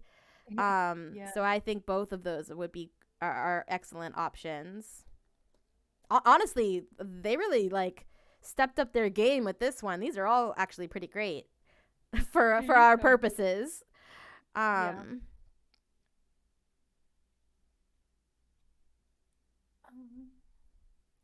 will say, and I'm talking a lot because I know that you are not very familiar. So I hope you are not feeling like I'm talking over you. I think, given my experience, that if you are wanting versatility and flexibility, the best of these is going to be the Dark One's Own Luck. Because that's kind of the one I'm leaning towards. You can use this one on any check for anything you can imagine doing.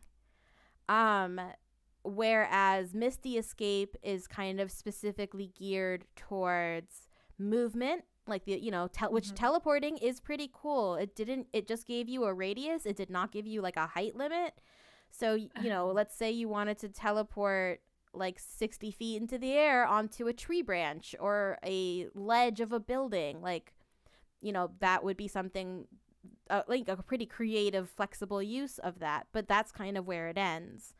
And of course, the Entropic Ward is geared towards combat. Kind of giving you the ability to pay tit for tat. You try to hit me, not only are you gonna miss, but I'm also gonna get you. I think the Devil's Own Luck. Okay. That one. Awesome. So I'm gonna call this we're gonna call this the Goblin's Own Luck. That works. Own Luck. And like I said, I'm gonna add can be used on attack rolls.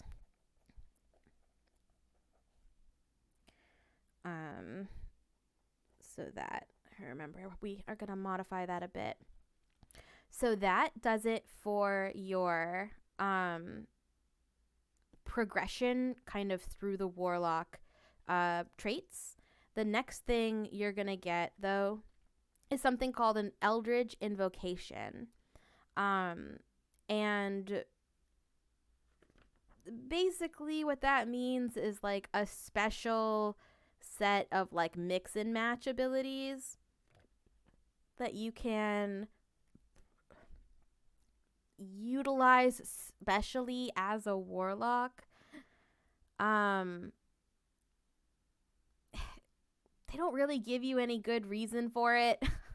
Like, it just says, in your study of occult lore, you have unearthed eldritch invocations, fragments of forbidden knowledge that imbue you with an abiding magical ability. So these don't necessarily have to be themed off of your patron themselves. Like, they can be, but they can also be just based off of cursed knowledge you came across in your adventures. So at second level, you gain 2 of these invocations. And I think that also scales. Once again, your invocation options are detailed. Yeah, we're gonna go through it. Okay, so at level 7, we are looking at 4 total. So we need 4 invocations.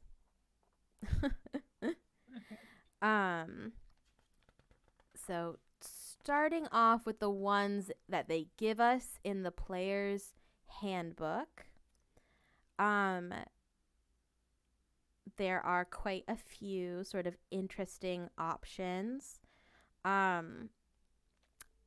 Thematically, stuff that matches sort of the labyrinth and kind of just that genre in general, I feel like. Would be, and this one is fun.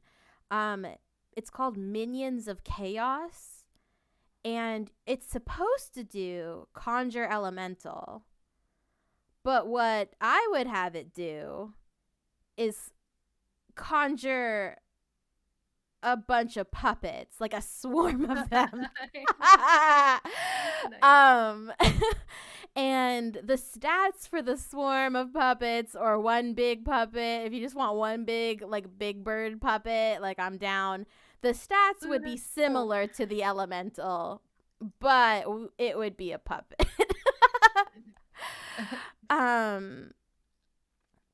Or I would also, like I said, I would give you the option to make it like a swarm of puppets. So swarms have slightly different abilities than like one big creature. You know, a lot of times they have the ability to like go into smaller areas or fly, or you know, there's a bunch of interesting things they can do. So that would also be the utility there. And yeah, I just imagine them being a bunch of little dragon puppets, like kind of similar to your Arcady, and they would be like his like friends or something that you could summon by virtue of like being in a, you know, having this familiar. So that could be fun. There's also Misty Visions, which says you can cast Silent Image at will without expending a spell slot. Basically, you can create a silent illusion.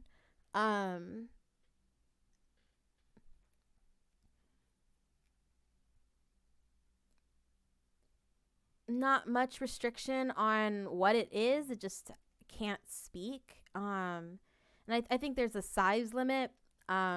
Like the dimensions of what you can make, but that's about it. Okay.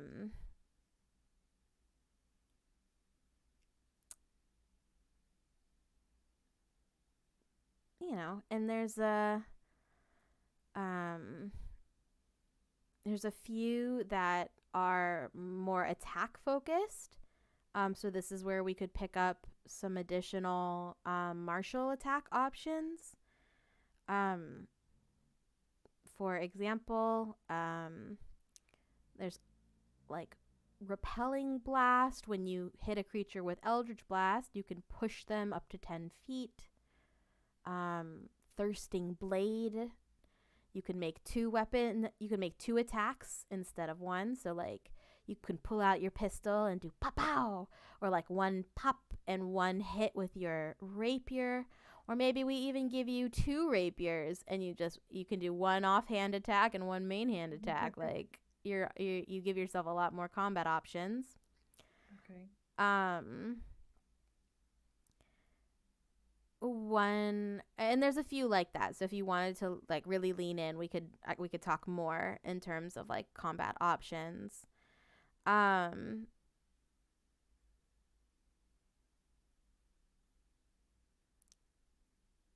there's a few that come with like um sort of magic abilities. So it these would potentially be another tie-in to like the kind of Goblin King and like what I associate with him. There's Visions of Distant Realms, which gives you the spell Arcane Eye. And the Arcane Eye spell is like a remote viewing spell. You can cast it in another room that you can't see into. You can cast it above a crowd, and so you could look down. And I definitely think that fits in with like the whole crystal ball thing. We could even give you like when you do this, it summons a little crystal bubble, and that's like how you're seeing. So that certainly would be like thematic.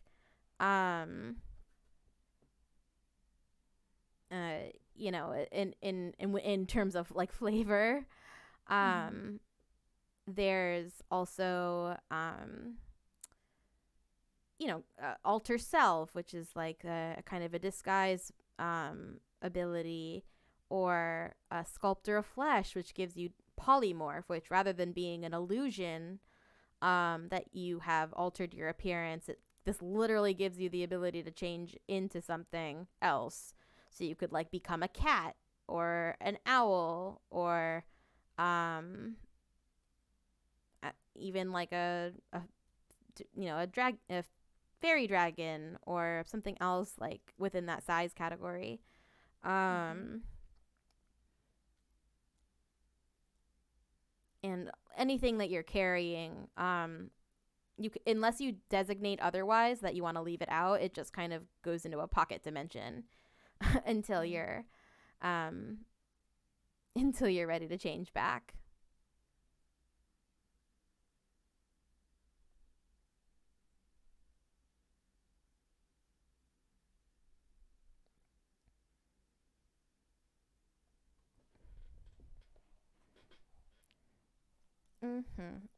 So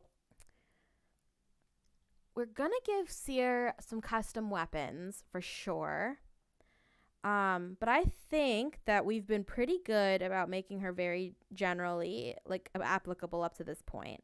So I think at least one combat option would not be, we would not be remiss. Okay. Now, which one? I think Thirsting Blade is a good choice here. That's the one that's going to give you 2 weapon attacks instead of 1. Because you're going to have multiple weapons, I think this makes sense. Like if you have multiple targets, especially like one in melee range and one at distance, like this is going to give you the ability to both use your rapier and pistol within the same turn. So I am going to suggest that for at least one. Yeah, I like that one. It was going to be one of my picks. Okay. Awesome. And then I forget what exactly it was called. The one where I can summon the swarm. Oh, heck yeah. Okay. So that one is called Minions of Chaos, and I'm going to just put it right in there. Because that name is badass. But and this could even work as like maybe they're part of your crew. like I think it would just be amazing if Seer had like a puppet crew. Like that. So this is gonna be conjure puppets swarm. And like I said, I'll let you decide whether or not I'll give you the option when you use it to decide whether you want a swarm or like one big one. Nice. But yeah, no, I'm that's awesome. Good pick. And then the other 2 would be the The arcane eye and the illusion. Okay. Arcane eye. And that is going to be the crystal ball. I love it. And 4, we're going to pick up Misty Visions, which is the illusion. You know, I'm going to bump this up from Silent Image to Minor Illusion. So give you more versatility.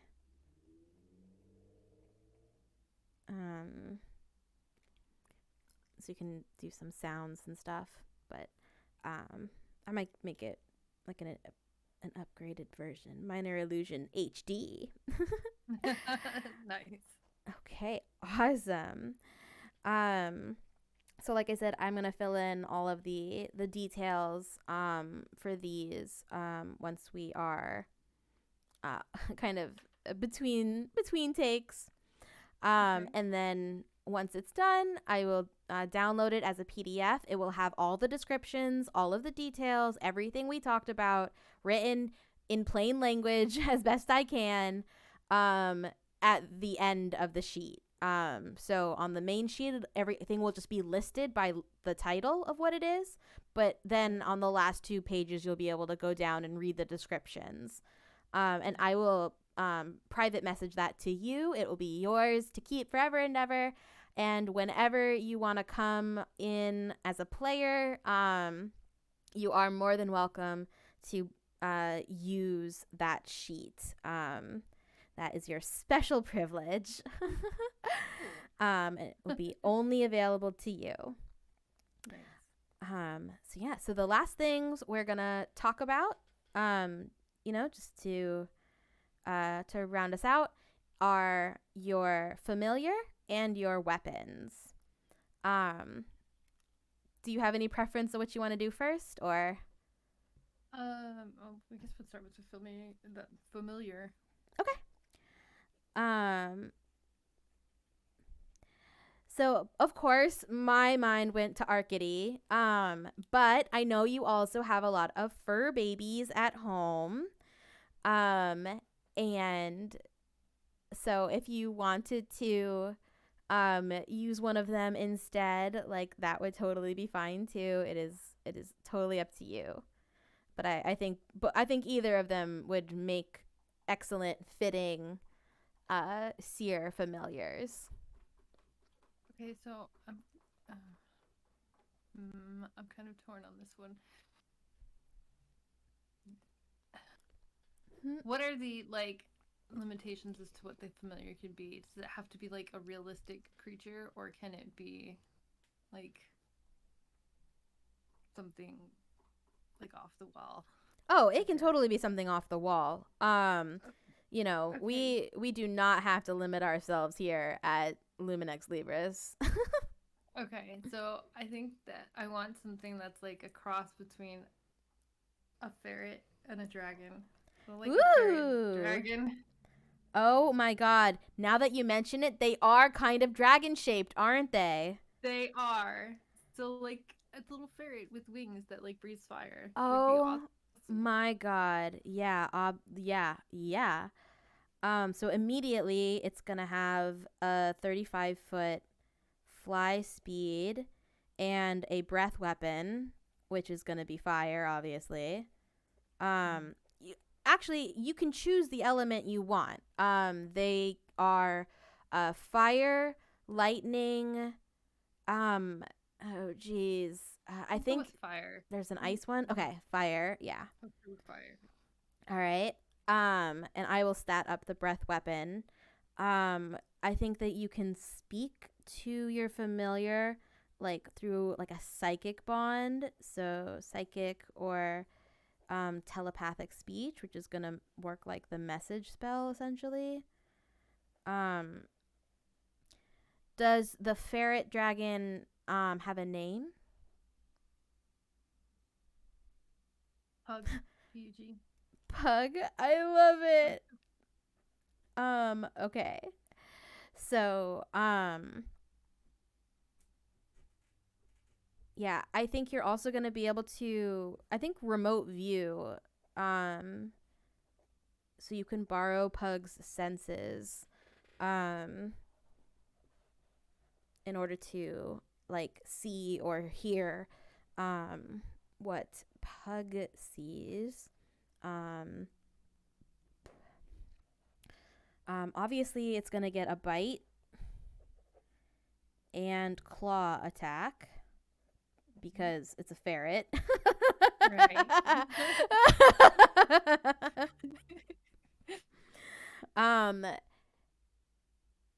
Like I said before, if anybody wants to take a crack at some fan art and draw us a ferret dragon, or play around with the AI image generator on the Discord and see if you can convince it to cook us up some fantasy AI hybrid animal creature, like, go for it. Absolutely want to see it.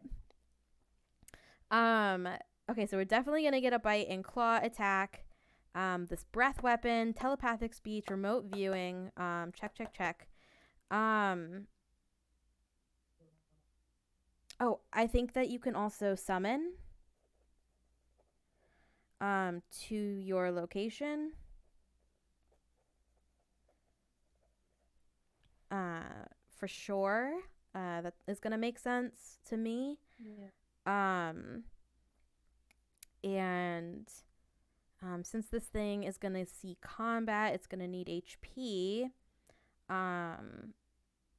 I think its HP should also level, so we're gonna do that calculation as something to the tune of like your level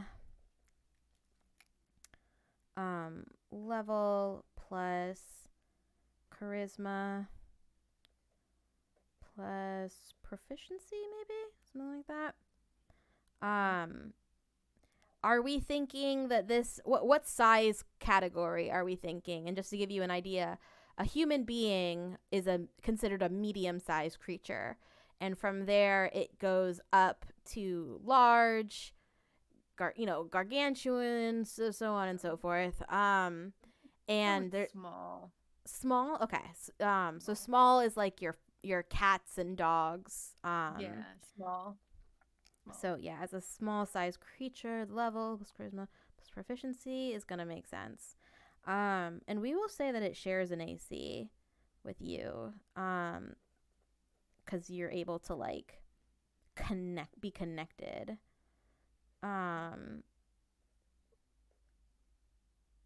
So it's the same as Seer on the AC. Yeah, so I'll stat this little guy up just based on how I feel about ferrets and dragons and what the combination of those two might be. So in terms of its like abilities, scores, and what its resistances are, and stuff like that. But again, I will do all of that and get that to you. In terms of like what it is or what it does, I feel like there should be something in line with like when you feed it, something happens. Like, so what could we do with that? Like, if you feed, so I think a funny one could be like, if you feed Arcady like different foods, you get different effects. And like, we can just figure out one for the time being, but like that gives us room to grow. Like maybe Seer on her adventures discovers new foods to feed Arcady, and you get different effects along your adventures. But like, for example, I think a funny one could be like, what is it in Alice in Wonderland that causes her to get giant? Is it like the drink me bottle, I think? Was it the Or is it the cookie? No, I think it was the cake that made her big, and the Okay. So yeah, so maybe there's like a cookie, or maybe you could feed Arcady like a cookie or a cake, and it makes Arcady temporarily grow from like small size to large size and become like a mount that you can ride. Just as our like first option. And then like I said, like as you adventure, you can maybe find new Arcady snacks that give it different effects. Okay. Or I mean, that was just the first thing that came to mind. But totally feel free to if there's something else that you think you want. What did we?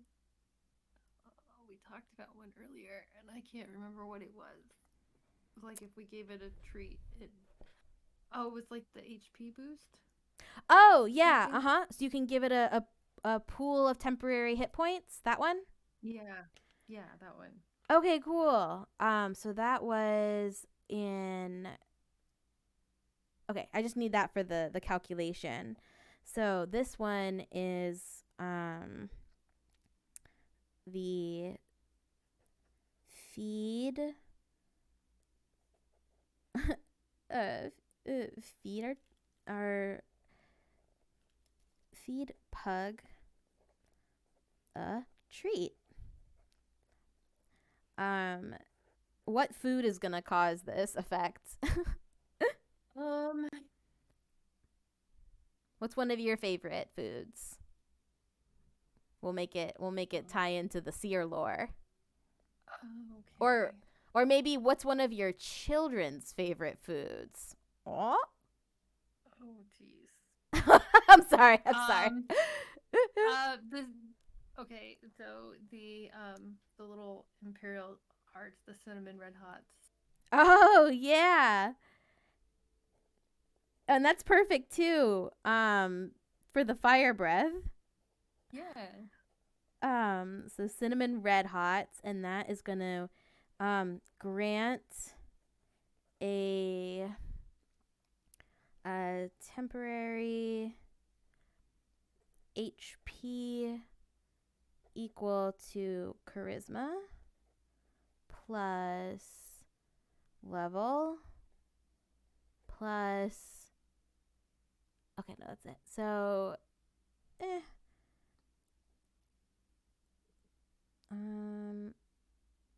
say plus one. Okay.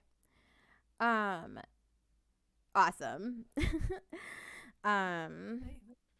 That is great. And that gives us like I'm just gonna make a little note. Finding more treats along your adventure grants new effects. Okay. I'll make sure to put that in the description. And then last but not least, we have your weapons. And like I was saying, I'm totally thinking like leaning into that like steampunk ship captain like vibe. Whether that's more of a like pirate side of the genre or more on the like adventurer side of the genre is totally up to you. But in either case, I very much picture my steampunk explorers as sort of in the pirate era in terms of technology and warfare, weaponry, like the peak of pirates, the height of the pirate era. And so I totally am picturing like at least one firearm, such as a pistol or a revolver or something similar, and at least one rapier. And in terms of mechanically, what that gives us is at least one melee option and at least one ranged option. Right. So I like the pistol and the rapier idea. I'm thinking like a clockwork. Oh yeah. Oh yeah. Okay, so let's start with our clockwork pistol. I'm actually going to call it that because I think that is very cool. So firearms are kind of weird in how they work in D&D. I don't think there's any official canon on it. The best I could find, in my opinion, and this is totally my opinion, so if anybody out there is listening and you have like a favorite gunslinger, like, build, don't listen to me. Like, this is just my favorite one that I've found. And this is going to be the gun coming from the gunslinger archetype in Matt Mercer's Critical Role. So if you're a fan, that's kind of what I am taking this from. And there is a couple fun things we can do. So our Clockwork Pistol is going to do normally 1d10 piercing damage per shot. It's got 100 foot range. And it has a reload score of 4 and a misfire of 1. And so that is the unique mechanic introduced for firearms. And what that means is that with the pistol, you can take 4 shots before you have to reload. And if you can reload at any time, but after expending 4 shots, you have to, because the chamber would be empty. The misfire is basically a way of saying that in this fantasy world, weapons are not like as efficient as they are now. And so there is a chance you will misfire. And that basically means that on a 1 or a critical miss, your weapon will malfunction and it will not actually fire. And you will have to spend a turn, or you have to then spend your action, rather, trying to fix it, which you can do with a check. Okay. But there's also some fun things that we can do for this special custom Clockwork Pistol. First of all, I'm already thinking that it's going to be a +1 to hit. I think that maybe is like, maybe you've built some sort of like clockwork counterweight into it to like help with recoil or something, and you're just able to be that much more precise. So I'm going to give it a +1 to hit. I'm also going to give you a +1 at least. I'm going to say +1, and we'll let it go with your proficiency. Proficiency to damage. And I think this is because as in the clockwork genre, there's a lot of tinkering, there's a lot of modifying and constantly like replacing parts and stuff. Right. And so I think you're going to be constantly working on the Clockwork Pistol, always improving it. And so as you get better and better at that, you're going to be able to do more and more damage. So that is going to scale.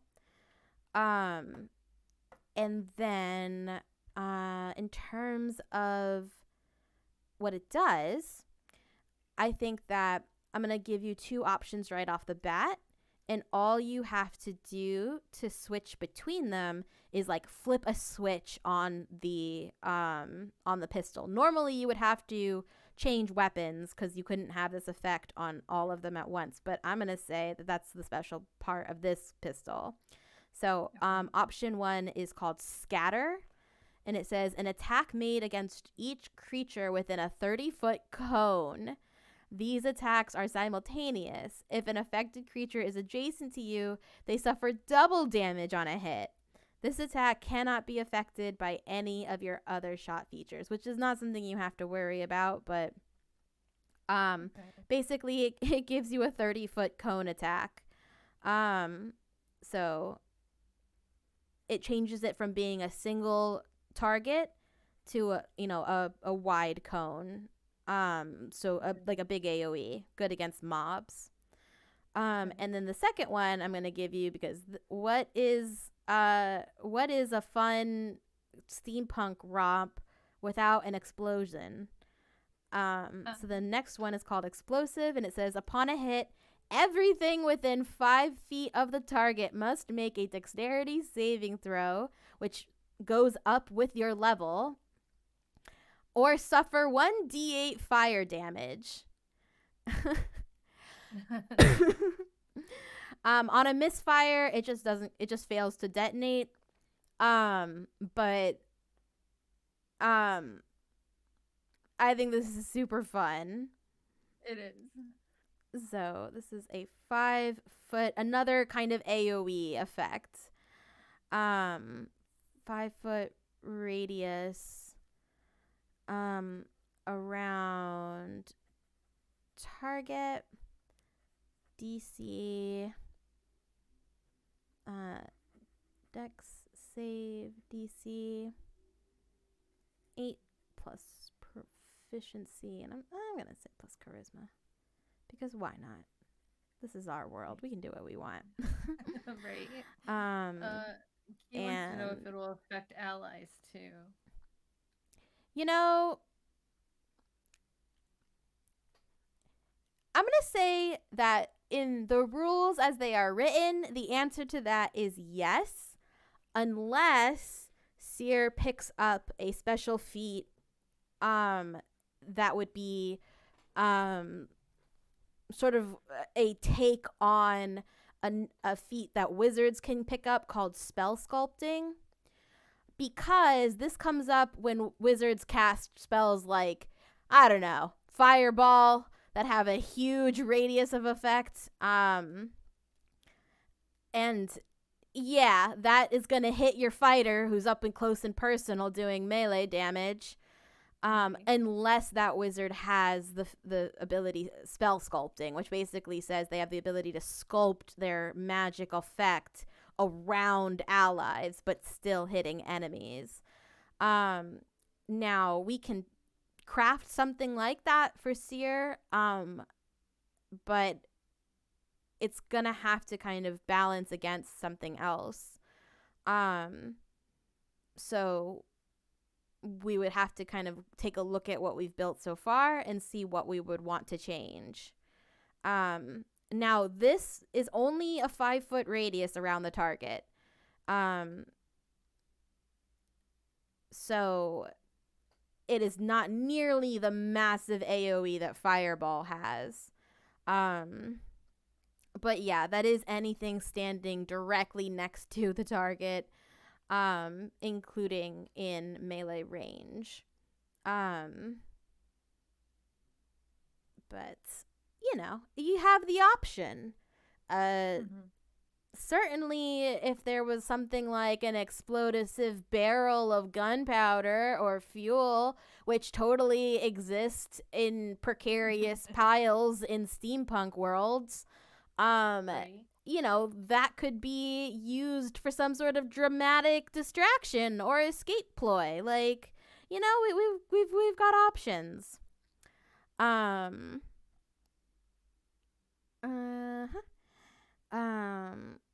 And then we're gonna say take 1d8 plus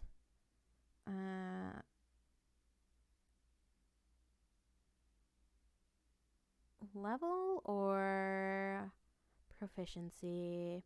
We'll say proficiency for now. Fire damage. I love that for us. You know, the spell sculpting could even be something that we add at a later point. You know, or if we wanted to get rid of scatter shot. But I think that this is a pretty decent loadout for the time being. So finally, we are on to our rapier, the weapon, the finesse weapon we're going to be using here.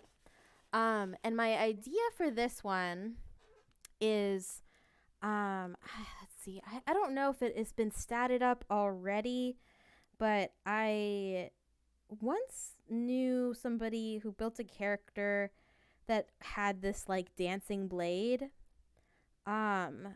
which was really cool. It could move independently, like psychically, and it also had the ability to like portal. So you could like stab into a tiny portal and the blade would actually like come out from another like location through another tiny portal. These are all kind of things, but like I don't know, I kind of imagine this like really fancy steampunk like filigreed rapier, with the hilt basket and everything.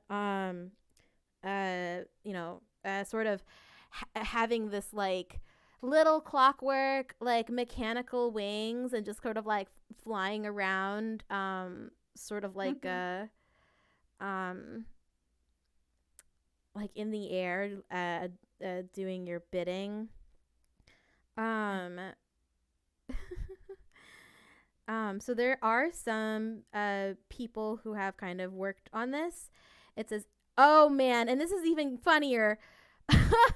It's so somebody has actually statted up something called the Dancing Blade, and you to activate it, you sing. So you could literally be like, dance, magic sword, dance, magic sword, dance, like, and the sword would literally like come to awaken and come to life and start flying all around. Oh my god. That's so funny. So not only if you do that, it will give you not only will it enable the sword to fly around autonomously on its own, but it'll also give you a +2 to attack and damage rolls and a +2 to your AC, as it will block incoming attacks for you. Sort of is how that's going to be how that represented that. I'm pretty smitten. This person, I don't know how this person like reached into my subconscious and pulled out exactly the magic weapon I wanted, but it's pretty fun. Now, that does not have to be the final like verdict. I just like it. What are your thoughts? I like everything about it, but the singing. Because I don't sing, or at least not well. So what that translates into is your character can also make a performance check, and performance is based on your charisma, so you have a pretty high chance of succeeding. Like you're gonna get some bonuses. But obviously I would just give it to you if you wanted to sing.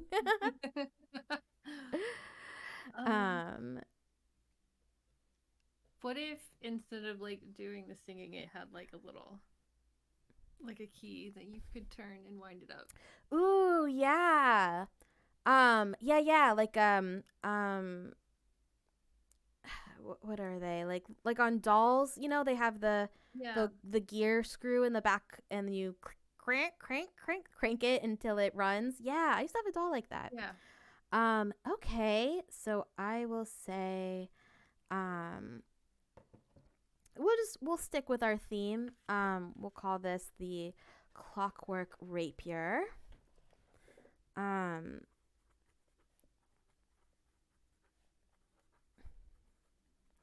am gonna need some Labyrinth song like audio clips to make a soundboard out of if you ever come and play just for this purpose, but like it's okay, we can let David Bowie sing for us instead. Right. Clockwork Rapier, so that's gonna be a +2 to attack and damage. And what are we looking here? Oh, wind up with key to life. No, just like a gear screw.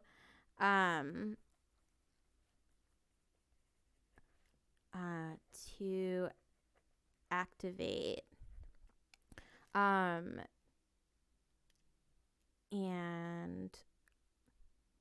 that is going to give you a +2 your AC, because we're going to say it's like flying around and able to move, and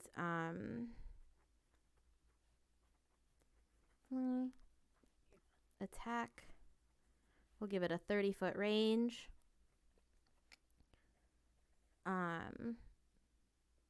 And it's obviously going to have all of your stats.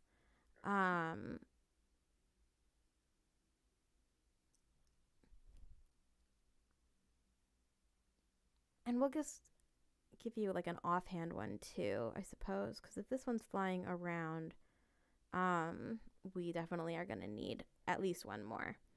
So we're going to say plus, not to be lame, but we'll call it mundane rapier. It's kind of like your offhand weapon. And that will be a +1 to attack and damage. And let's say like roll a d6 to add a damage effect. So I'm thinking like maybe on this offhand one, you have like a spinner or like a sliding wheel. And when you set it, the like gears turn and it little machine parts like spin, and there's like little chambers of like alchemical solution, and depending on which chamber it lands on, that's like the alchemical solution that it lands on, and that will give you one of 6 effects. So we will say we could do acid for 1 for sure. Fire I think is also a good option.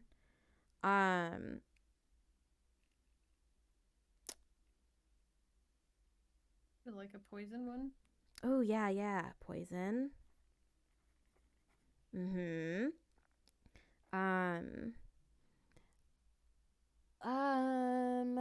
do lightning. I know I keep going back to the elemental ones, but in a steampunk mechanical setting, some zap could be could lead to some interesting effects.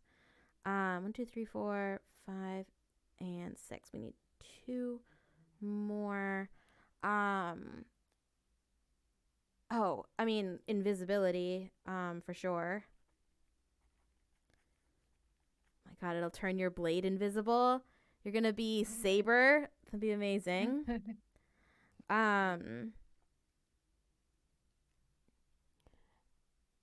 And then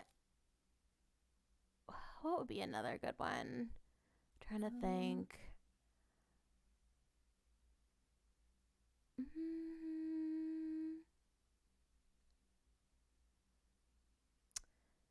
Ruby.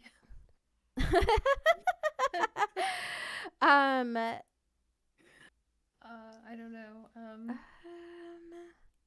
2, 3, 4, 5, 6.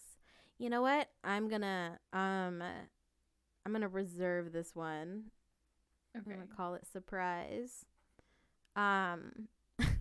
And basically what that one's gonna represent is like maybe every once in a while there's a chance that like one of the chambers will get jammed or something, and the alchemical fluids will like mix or combine in a weird way. And it's gonna have some sort of surprise effect, and that's kind of similar to how like the sorcerers work. There's a wild magic table. Okay.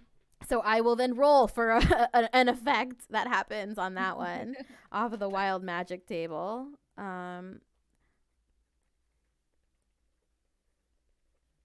Table effect. Okay. Awesome. So Seer's definitely gonna have a ship.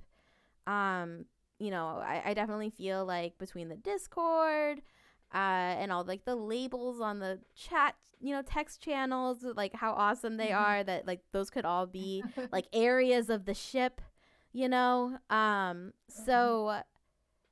just for the last couple of minutes, before I let you off the hook here, let's just talk a little bit about Seer's ship.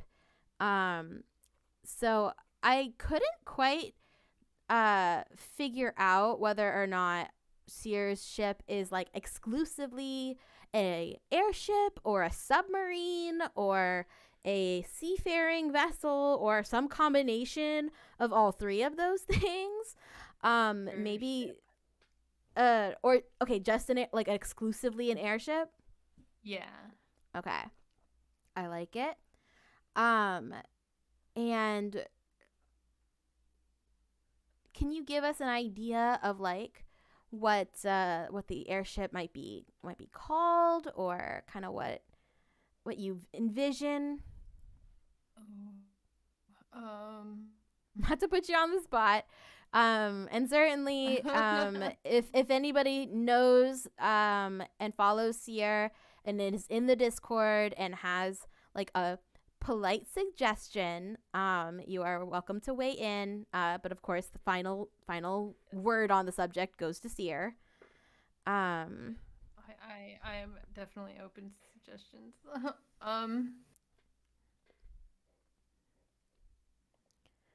We could call the ship the Arcady. Oh, familiar. We called the familiar pug. We could call the ship the Arcady. That does sound like a pretty good ship name.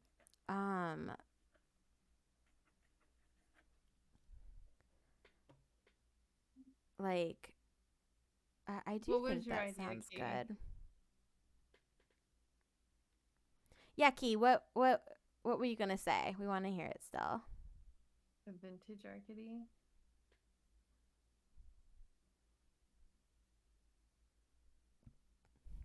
Oh, the vintage something. Oh, it could. I mean, okay. I know that your crew is kind of called the vintage Tomorrowans. Yeah, so it could be like the vintage Tomorrowin.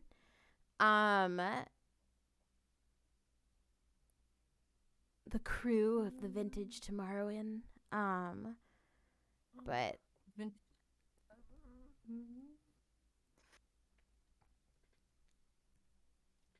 I'd rather call the crew the vintage Tomorrowans, and then I think I like the Arcady as the ship name. Okay, I like it. The Arcady. So I'm gonna do some stats for like a fly speed and give you some components. I think there's definitely going to be some options compared to like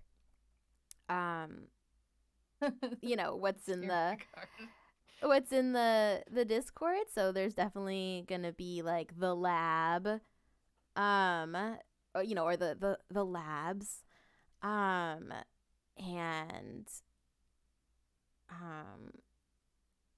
the arcade, I think. Then I have the library.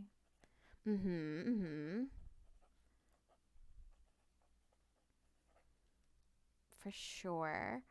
I'm definitely gonna put in a like not necessarily a harpoon gun as it were, but like a mounted weapon of some sort. But I'm gonna call it, in the interest of being whimsical, the harpoon. The harpoon gun. Yeah, gotta have the kitchen. We can't forget the kitchen. Ooh, yeah. Gotta have the kitchen. Absolutely. What is it called? I think I just have it called the kitchen. Okay, yeah. I couldn't think of anything steampunky food-wise. Yeah, the only thing I can think of would be like nautical, the galley. But again, that is coming from more like pirate side of things, so it might not make sense. But kitchen is perfect. Um, and yeah, so basically you're gonna have access to this vehicle. That is gonna have like a fly speed. And basically I'm thinking of like a feature that is kind of inspired by these rooms. I mean, of course, in as far as roleplay is concerned, the rooms will exist as rooms, but in terms of mechanically, they kind of will have functions. The harpoon gun, for example, being a weapon, so that you are able to do combat from the Arcady. But we could have it be something to the effect of like the kitchen. If you are able to access the kitchen, you're able to cook up something, and maybe that would result in like a healing ability of some sort. Like you can restore a certain amount of HP through like your healthy, good meals. The library could be like a research oriented thing. Like let's say there's a bit of knowledge or you fail an intelligence check. If you are able to go back to your library and let's say spend an hour researching, maybe you can choose to re-roll, basically give yourself advantage on that knowledge check. The arcade, that one's a little trickier. I might be willing to hear an argument for like the arcade restoring spell slots, like expended spell slots, because you go in there, you play a game, you blow off some steam, and like it rejuvenates you a little bit, and you're able to like get a spell slot back from that, maybe. Also, arcade kind of sounds like arcane. So, and arcana is magic. So, like, I'm kind of like, and then the arcane arcade. The arcane arcade! Amazing! I'm actually going to write that down.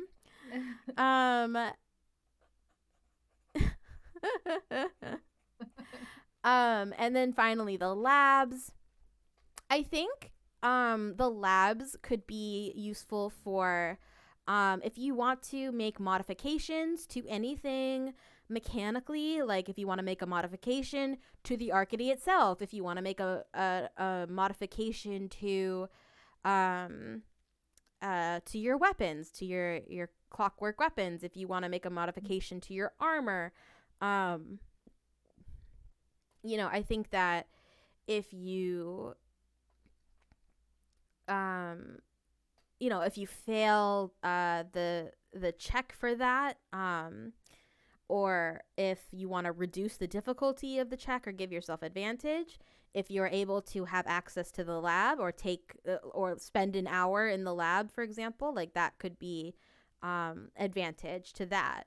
Well, that's a cute idea, Key. Oh, Key says, what if like someone tried to invade on the ship, and for people who are not your crew, the rooms become a labyrinth to slow them down from looting and getting away, giving you enough time to find and deal with them personally. That is awesome. I really like that. Yeah. What a good way to tie in labyrinth. So for sure, we are gonna put the labyrinth, which is a ship defense mechanism, which rearranges the interior to become a maze-like trap. Awesome. I'm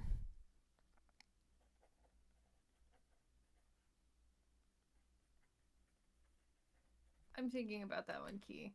About having it shaped like the dragon. Key says, IDK if you guys saw, but what if it's steampunk?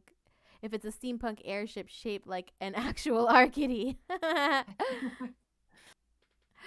Um, hey, that's totally up to Seer. Um, I sort of imagine like a very um Howl's Moving Castle esque look. Maybe like a combination of the original walking castle and the flying one at the end. But that is just because my sensibilities lean very Ghibli all the time. Um, so my my automatic thoughts on the airship is that it's got like a like almost like a regular ship, but instead of sails, it's a big like blimp balloon. ooh, yeah. And the balloon could be shaped like Arcady. Yeah. That would be cute. Um um and then like if it's like a hot air balloon maybe like or a hot steam balloon sort of maybe I imagine like Sears sticker that's just the like rainbow fire. And the just the one guy like yes. my little fire goblin. Yeah. That would just be really funny. Um, but yeah, that's what I'm sort of thinking. And then of course, the ship is steam powered, so like in terms of making like any long journeys, we probably would want to think about what the limits are on its range between like needing to sort of refuel or whatever. Uh I don't think it's gonna be critically important. But Okay. I don't know, just something to think about. Yeah. But I think that we kind of have covered for the most part. Now, the only thing we haven't really covered is anything having to do with like streaming. So there is an ability that I had originally built or researched just when I was looking into like if anybody even jokingly had like come up with like a streamer custom class. And basically there's this spell called banishment. And somebody was like, LOL, what if it was like admin banhammer banishment like joke. And Seer, you are not only a mod on this channel and for my community, but I know you mod for Key to Life, and are just always doing a great job keeping us safe, keeping us from trolls and those with ill intent. And so I just kind of feel like, something along those lines might be fun. There's definitely like banishment, but then there's also the spell silence, which could be fun. Like it could be represent you as a mod, like timing people out, putting them in timeout. Like you can't, you regain the ability to join the chat when you know how to behave. Silence is kind of powerful though because a lot of spells have a verbal component. So if you are facing an enemy spellcaster and they are needing to chant arcane words in order to make their spells happen and you cast silence on them, they're going to be incapable of casting those spells for the duration, as well as being incapable of speaking. Key says, if anyone deserves to wield the banhammer, it's Seer. And then, yeah, like I said, there's the banhammer, which gives you, it's basically like you summon a giant magical hammer, And on a hit, it casts. You have a chance to cast the spell Banishment on the creature, which would send them to another plane of existence. So you literally are saying you're banished and forcing them off of this plane of reality. I but like that one. I like the banhammer. Okay. Then that is what we are gonna do. So we are gonna say the banhammer. And so what this is gonna do is work like the spell Spiritual Weapon, which is usually a cleric spell, but we're not gonna worry about it. It's gonna summon a giant hammer, which will attack the target. And on a hit, you have the option to cast Banishment. Oh, nice, Key.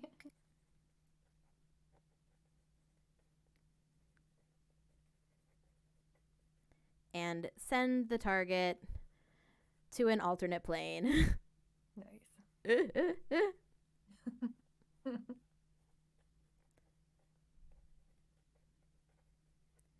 Cool. All right. That's not the right version of plane. These are my own notes, so I didn't have to out myself, but there we are. Okay. Okay. Awesome. Oh wait, let me see how many spell slots you get at this level. We are looking at 6 cantrips and 8 spells. So we are just gonna do a quick roundup here on some of the ones that we talked about. And just so that we do not double up. And like I said, I will put that spell, all of the spell descriptions at the bottom. Spell list that is not coming from your patron. So let's do the warlock ones really quick.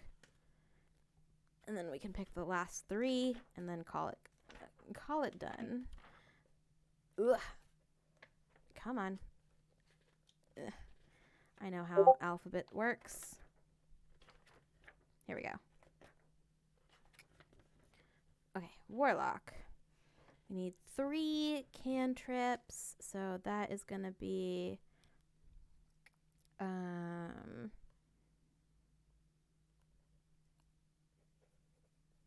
let's do dancing lights.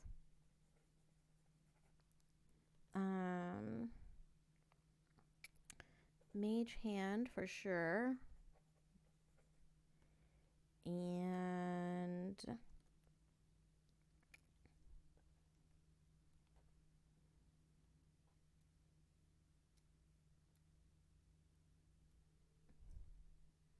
we'll say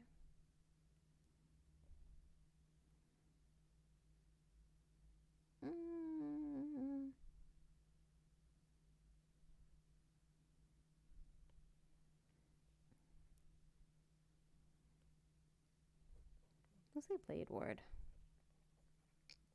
Okay. And then first level.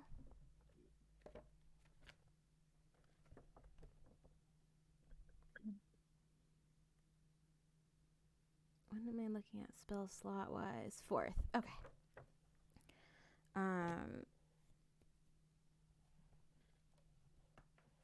Okay.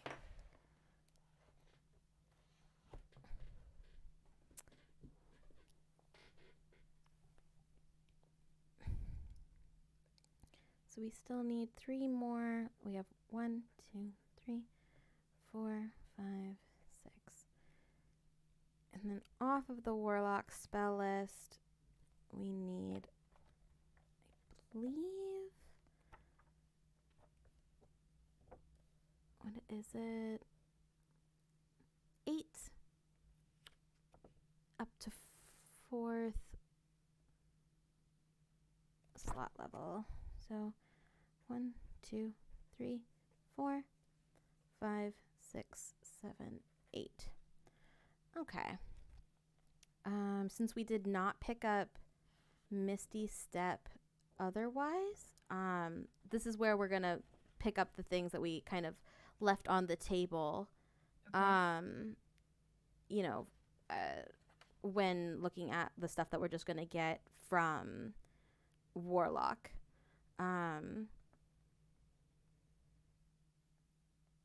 So definitely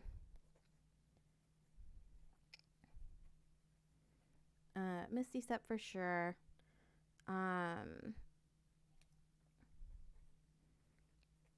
Disguise Self.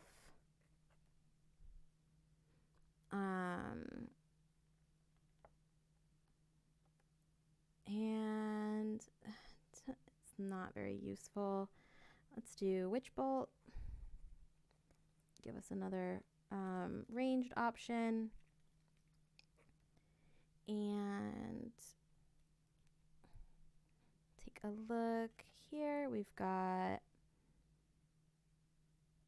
Ooh, Crown of Madness is kind of fun.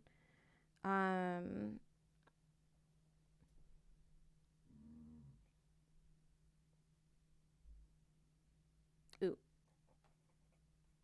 Levitate for sure. Mirror Image for sure.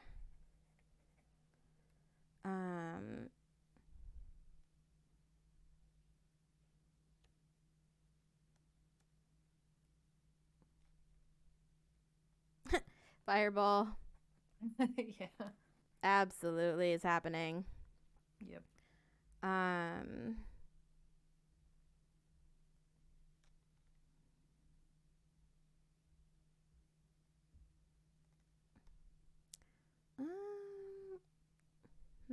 I want to give you like something, a counter spell or dispel magic. Kind of feels fun. I'm gonna say counter spell. Pretty powerful.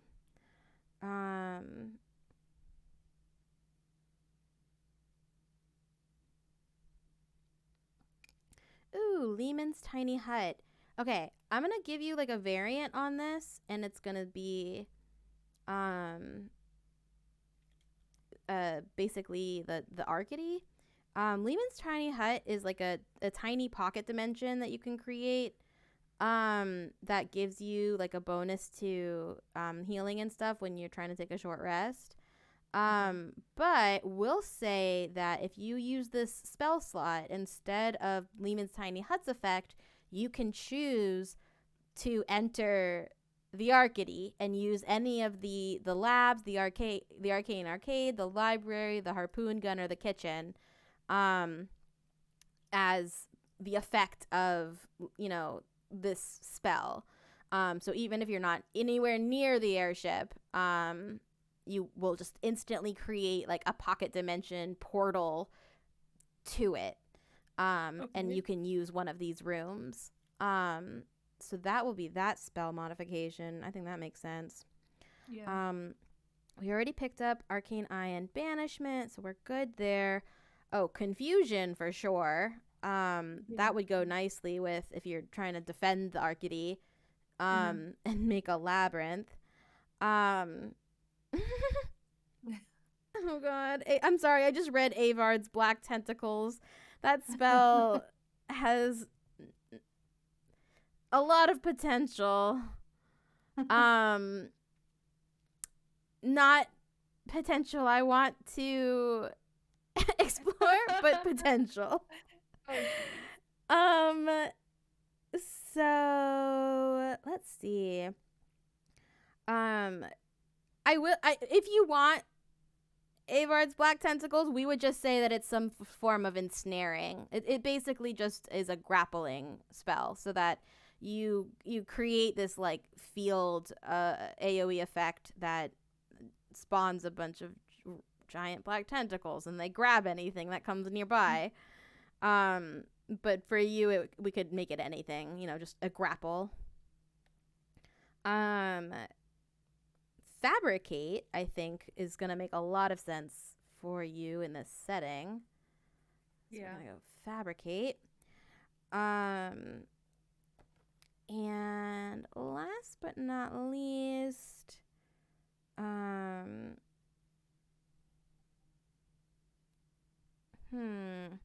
polymorph could be very cool. Uh, like I said, it's not an illusion; it's a true shapeshift. Mhm. There's also like greater invisibility. Blight, which is a a debuff, a harming spell. Right.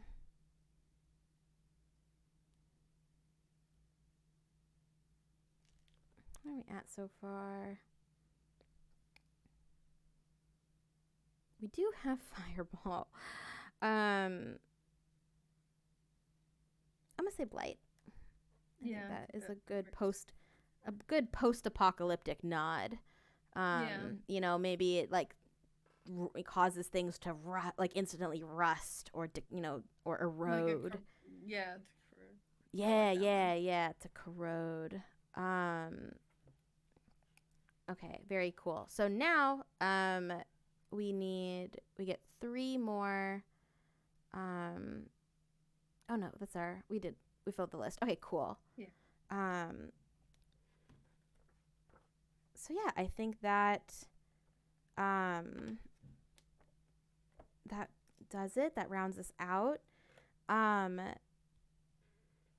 Sierra, I think that, you know, I've been doing my best to kind of give people an idea of what your channel is like. But if you want to take a minute now to just give, uh, like a rundown of some of the games you play and kind of what your channel and Discord are all about, this would be perfect.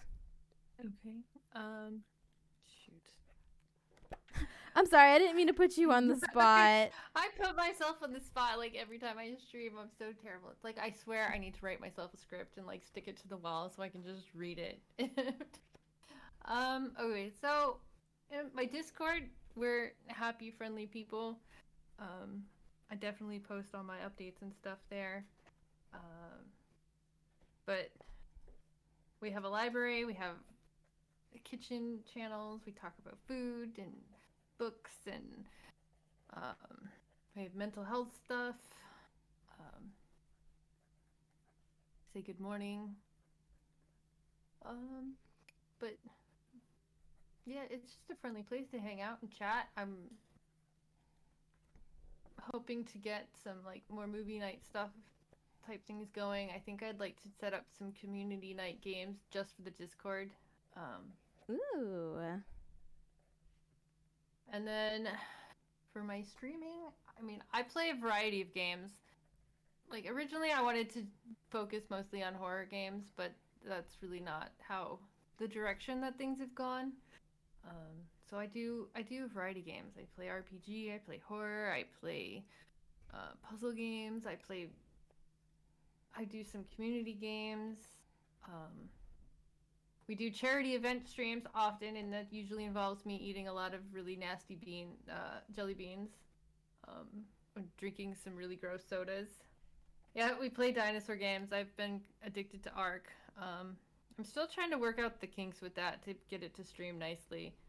So, um, but yeah, I'm going to be expanding into doing cooking streams as soon as I heal up from a surgery that I had. So definitely something to look forward to if you're into food. Food is life. Food is love. Um, so I'm looking forward to getting those going, and then another little addition to my repertoire of things is I'm looking to start an online shop for promo videos like I have for my start video, things that I do when I'm advertising my charity streams or my special events. Um, so I custom make all of those for each event. I set the video, I find the music. I've been using an AI art generator for images, um, but obviously I would use whatever images somebody wanted, as long as they're appropriate. Yeah. But yeah, so that's something else that's going to be coming in the future. Definitely got big plans to expand, and with potential of doing like some educational streams on video editing. I am by no means an expert, mostly self-taught. I take so, but it would be something that's fun. People might come and watch. Other than that, we're a safe community, safe space, um, uh, kind of zero tolerance deal there. You don't usually get second chances, so you better behave. But yeah, that's it. I don't know what else to say. Nice. No, that's awesome. Thank you so much. And so right before we go, I'm going to do what I sort of do for all of the characters and just give a little bit of flavor text based on our build and what we've done. And when that is done, I'm going to look for somebody to raid. So stick around, hang tight, and we'll find someone. And of course, Seer, if you have any recommendations, feel free to offer those up because I haven't checked to see who's on. But for some of us, all must burn before we can be reborn.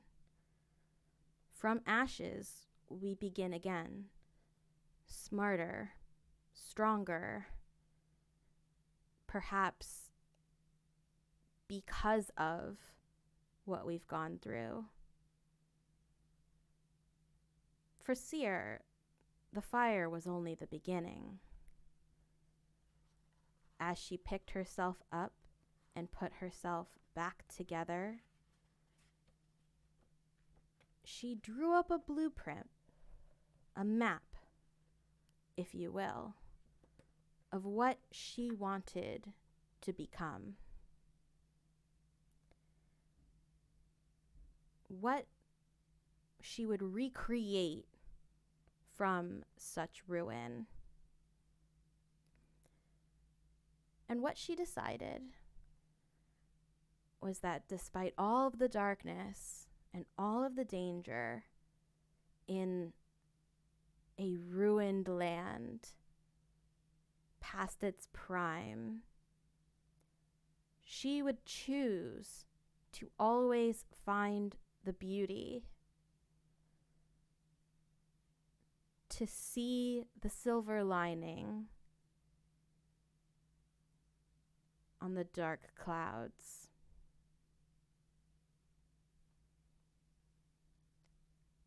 In order to walk that road, Seer sought out a magic that is both beguiling and tricky to master. Where most might have become lost in the labyrinth, Seer carried a torch and found her way through and earned the respect and admiration of the Gauntlet's keeper. That magical being bestowed upon her the ability to further chase her dreams, to embark upon a journey with a ship and crew that would follow her anywhere. Because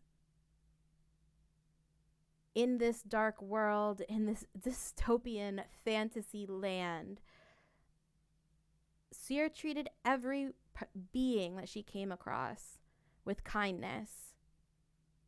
And to those who became her friends, who were fortunate enough, lucky enough, privileged enough to be called her friends, with a level of love and devotion that speaks volumes to the purity and goodness of her heart.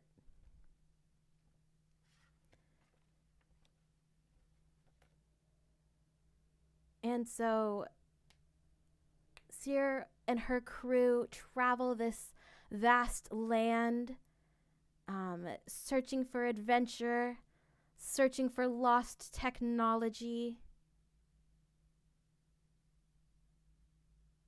And Seer sees the beauty even in that darkness. And in a way, she has become the flame itself. She is the spark. What will she ignite? You're going to have to tune in to find out, folks. All right, let's get ready to raid. Who are we looking at? Who looks good tonight? The ones I've got that I think anybody else would enjoy is X is on, Grim is on, and then Clark Live is also on. Let's see.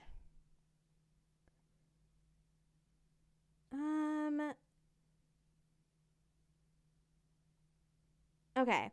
So I think what we're going to do, I follow somebody, she is an artist who works on a comic that is extremely like inclusive, body positive, a little spicy, a little romantic. It has to do with aliens and space and all of these things. It's very cool. It looks like it's her birthday, and she is playing Gartic Phone. So I think that kind of matches in terms of like a fun, chill place to hang out. So I'm so sorry, Zira. I know that I asked you to look too, but I think that that's going to fit. I just wasn't able to see it before. Yeah, so let me perfectly fine. Write down how her handle is spelled so that I don't mess it up. It is Natis or Nati, like possessive, Dreamland. So we are gonna head there. But thank you so much, everybody, for coming. That's a very random comment. The Lion of Comare. I'm so sorry you're catching us just at the very end. But hey, if you want to see more or know the next time I'm live, feel free to follow or check out the Discord in my bio. We'd love to have you. We're just about to raid another very cool streamer who's playing some Gartic Phone. So if that sounds fun, I encourage you to hang around. But yeah, just check out you can check out some of my other character crafting videos on the page. Or like I said, join us over on the Discord or follow so you get that notification for the next time we go up. But we are in fact going to raid. So I am going to cook that up. Wait, that's not right. Oh, wait, yeah, it was. Okay. I'm so sorry. I'll get the hang of this eventually. I promise. Oh, no, you never will. Nobody does. Oh, okay. Nobody ever does. Yes, sage wisdom. So, good to know. I've been into like completely offline channels. Don't even stream. Like, what did I type in? Where did we end up?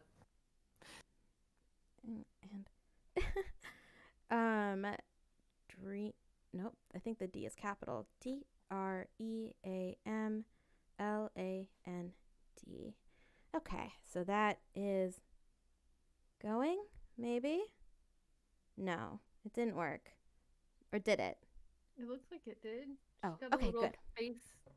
Excellent. And finally, every story we write is a dream we share. It is the rhythmic breathing we recognize in the dark. You are here. You are enough. Breathe. Until next time, have fun, you guys. And I'll talk to you on the Discord. Hey, everybody.